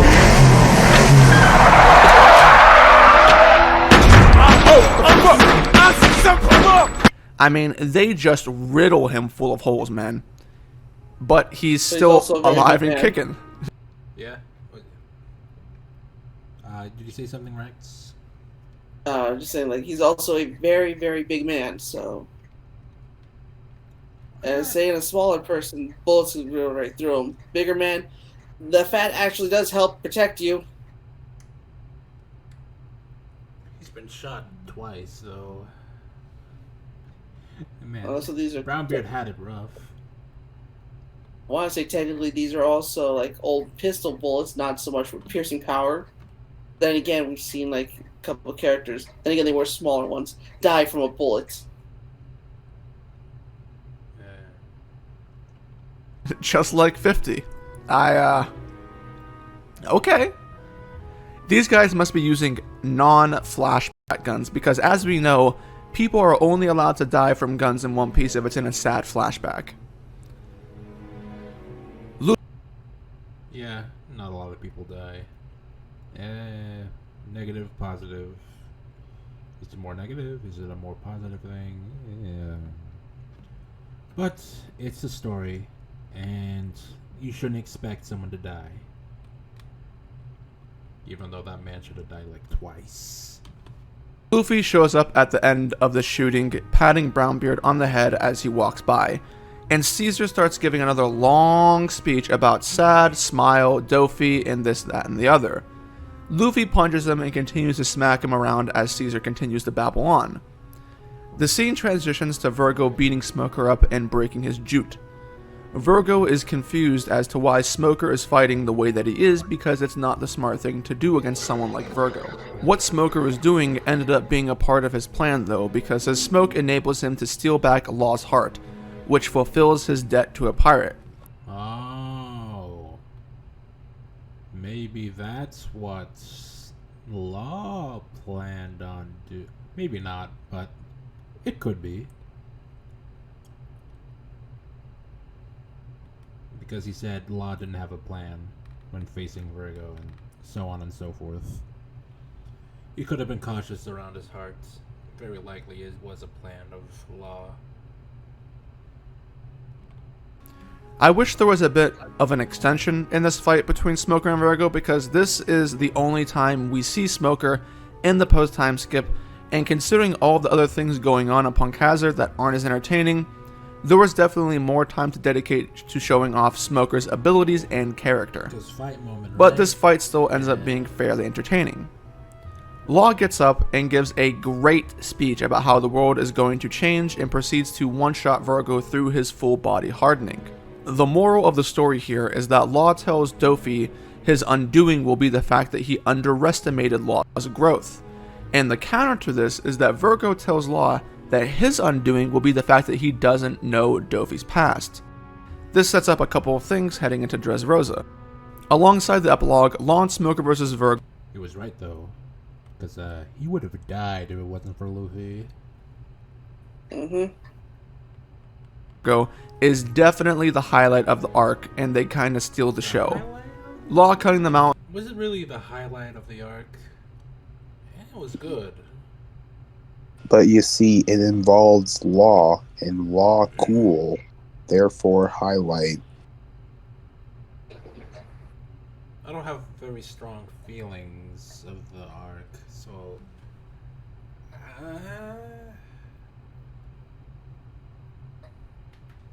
whatever. It's just a me thing. It's a me thing. Also, look at those pecs on Virgo. God damn. Mountain is a big flex and creates hype around Law's ability as a fighter in preparation for the inevitable Dofi encounter.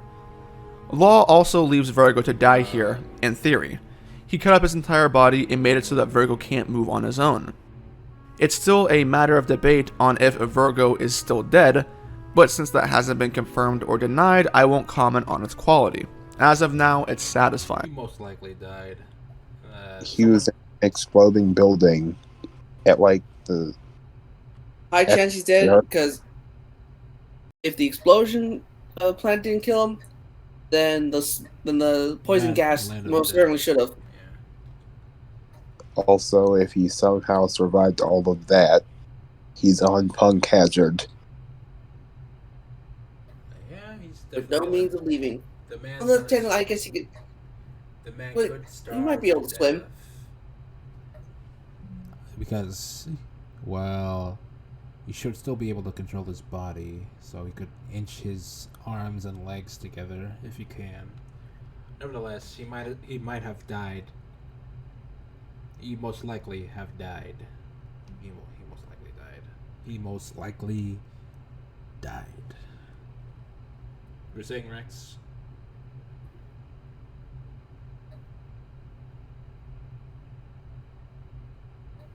Alright. By chapter 691, the Caesar fight is starting to wrap up. Funny face. Luffy goes from beating up Caesar to stopping his attack on Caesar altogether. Looks like a... let's see here. Rayman phase. Oh, I know what you're talking about. Oh, you do?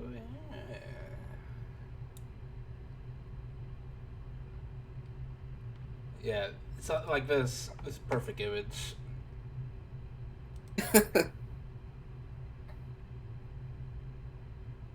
The way the lips just jut over and the eyes bulge out in whites.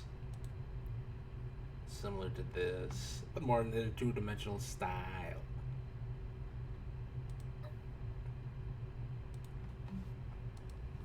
Together before he defeats them, and Luffy is just kind of chilling by Blackbeard.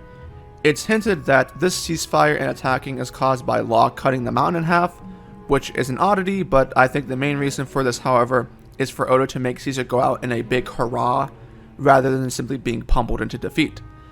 The ceasefire leads... It was a lucky thing that Caesar was able to get Land of the Dead. Come on. It also helps that he both destroyed the plants, the SAD, and Virgo. So it may have been overkill, but it was maybe have been overkill. Also, his chest said Land of the Dead, and now I know.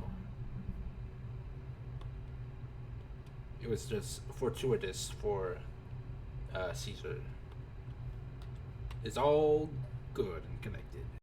Hurrah, rather than simply being pummeled into defeat. The ceasefire leads to Caesar giving some more orders, going on yet another speech, and then Oda pulls the same cheap and cringy tactic of having the guards cry and pretend Caesar's just playing a game. Caesar merges with Shinokuni and then gives yet another speech. Afterwards, he petrifies some of the guards, which gets Luffy mad, and Luffy runs back into the hall to prepare to get a running start at Caesar. Usopp gives a speech that is probably too good to be placed alongside Luffy beating Caesar, but it's still a good speech. Luffy begins his sprint at Caesar, who doesn't respond or attack in any way, even though he transformed into his final form to deal with Luffy. Alright. Caesar has a run-of-the-mill, how about you join me last words, and then he gets Grizzly Magnum into the mine shaft. Not What other character? Oh, Wapol did it. And that's about it. Come on, dog. What other character in One Piece does something like this? It's a good... Wow. It's a good Caesar moment, but that's just me. Not sure what all this was about. Kind of feels like an extension of something that didn't need to be extended. It was the last gamble for Caesar.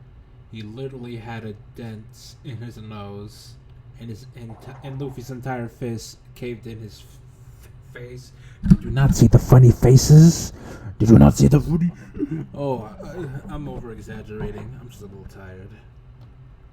Sorry. Now I'm kind of wondering what he thinks about Shadow's Asgard, because this is kind of similar. Basically, it's a last-ditch effort. Whatsoever. Before Dofi physically shows up on Punk Hazard, the best part of Operation Escape from the Lab is Dofi saying goodbye to his family, and that of being Virgo and Monet. I think this section says a lot about the dynamic between Dofi and his crew and what they are all willing to sacrifice in order to accomplish Dofi's dream. Monet was already thinking of blowing everything up. That's family. But before she can blow things up, she gets memed. Caesar... He did not say the word. He did not say that again. I hate using the word meme in this context. That's a me thing, but I'm still aggravated on that notion. I mean context. Aggravated in the uses of that word. Yeah. That's family. But before she can blow things up, she gets memed. Caesar Clown stabs her Logia heart with no signs of using hockey, believing it to have... Come on. I don't even think Monet knows hockey. Come on, dog. I guess the casing around the heart is a significant... Say something. Okay, the fact that Law was able to get the heart from a Logia user should be enough of an indicator. And enough. Does she even know that Law has her heart? No, because if you don't know... Wait, can they even... I mean, I'm sure they can Logia their eternal organs, but like... I'm pretty sure Law being able to take their heart at all would be a thing of the Api no Mi, nevertheless. Because if that was the case, why wasn't Law's hearts? Okay, that's a paramecia. Why wasn't Smoker hearts ineffective to Law's technique of the personality swap? Something hockey bigger. And I'm pretty sure you don't need to use hockey on the hearts. Flesh and blood hearts. Inside of a cube. Been Smoker's heart, and Monet blacks out as a response, being unable to blow. Oh, so where my girl titties at? I don't see no cleavage. They were snowballs all along. The monster. Up the lab. Dofi, knowing that things didn't blow up, realizes that something went wrong, and he promptly leaves Dressrosa to make his way over to Punk Hazard, which brings us into the epilogue of the arc. The epilogue gives us the completion of some subplots, which end up being questionable at best in quality. Kittymon's petrified corpse breaks open after it's dropped, showing that he's okay and apparently not poisoned either. I thought that the entire point of Shinokuni was that it combined itself with the poisonous gas to petrify its victims so that the poison could do its work better. I guess Kinnymon wasn't in it long. Why did you presume that? I thought Land of the Dead just makes their, But as he even says himself, he wasn't in it long enough. Because time-wise, he'd only been in it for like, what? A couple minutes at most? To maybe an hour at the very most? At best, the entire residence was in there for like 4 hours about. Because I'm pretty sure it took... Wait, did he say 2 hours? Oh. Did it take 2? Did someone say it takes 2 hours for the entirety of the lab to fill? Well, I think of the word 2 hours, so if it's not true, then it's not true. But at minimum. But then again, remember the time was also technically shortened because areas of the building were both exploding with the gas, and then Law cut the entire thing in half. So yeah, it could be even quicker than 4 hours. But that was just that's just a presumption by my end. Plus, was it 8 hours? Whatever. It needed longer than 4 hours for it to really kill someone. Long enough? Question mark. Also, I'm pretty sure it was supposed to make their entire body, all the cells in their body die. Well, even if that's the case, then why did they get petrified? However petrification works, I'm pretty sure that is supposed to be what you should have thought. They just get petrified, not whatever the hell he just said. Dropped, showing that he's okay and apparently not poisoned either. I thought that the entire point of Shinokuni was that it combined itself with the poisonous gas to petrify its victims so that the poison could do its work better. I don't know why, since it's just a poisonous gas. That's alright, yeah, the giant candy for Smiley. It could have just been like with the children, a bunch of chemicals that turned it into the Land of the Dead. It's interesting. There's no one way. There's not really one way this can go. But the way Dritz is explaining is very specific. All right, I got no issue with this. It's just specific. I guess Kinnymon wasn't in it long enough? Question mark. Brownbeard gets absolutely hoed here, by the way. His crew is being arrested and taken to the world government, being cured, hopefully, and then sent to jail. Alright, this is kind of a somber fate, but no one cares because it's Brownbeard. Yo, my man Brownbeard's gonna get tortured. He did not think this went through. Just saying. At any rate, this sequence serves as a plot device to undo the Marine deaths in the arc because Smoker's group will go back into the island to retrieve the petrified, apparently not poisoned to death statues of the Marines so they can continue on about their day. Also, I really like how the G5 soldiers in the suits still wear their hats and notable items on their person. It was pretty cute. It's pretty cute. Law, as it turns out, is the one who does the primary doctoring when it comes to the children. With his devil fruit ability and knowledge, he is able to take out the drugs inside of the kids' bodies to a satisfying degree. Meaning that Chopper's utility as a doctor within this arc results in his inability to fix the children who have to be taken away by the Marines for complete care. As I mentioned in the character dreams portion, the kid plotline poorly utilizes Chopper's character, his skills, and doesn't serve to further his character in any way, making it a disappointment and kind of pointless that the child plotline even happened to begin with. Momonosuke and Kinemon... all out, man. They're there. Our Tanuki didn't do good enough to you. Little shithead. Reunite and have a tearful reunion. Throughout Punk Hazard and moving into the future, there is the idea placed out there that Kinemon and Momo are very close to each other. There is a fabricated father and son dynamic that feels genuine. The worry that Kinemon has for Momonosuke and the mentoring he does seems to imply a sort of past that they share and a kinship. Kinemon is the one who is able to make Momonosuke forget his pride, something which he learned from Sanji, and this allows Momo to eat and celebrate the fact that they are still alive, which is a foreshadowing to the events of Wano. Can't wait to see where that goes in the future. Heading back a moment, the meal that Kinemon and Momonosuke partake in is made from Sanji. This meal is the first and only time where Sanji uses his new Kama recipes. Okay, there we go. I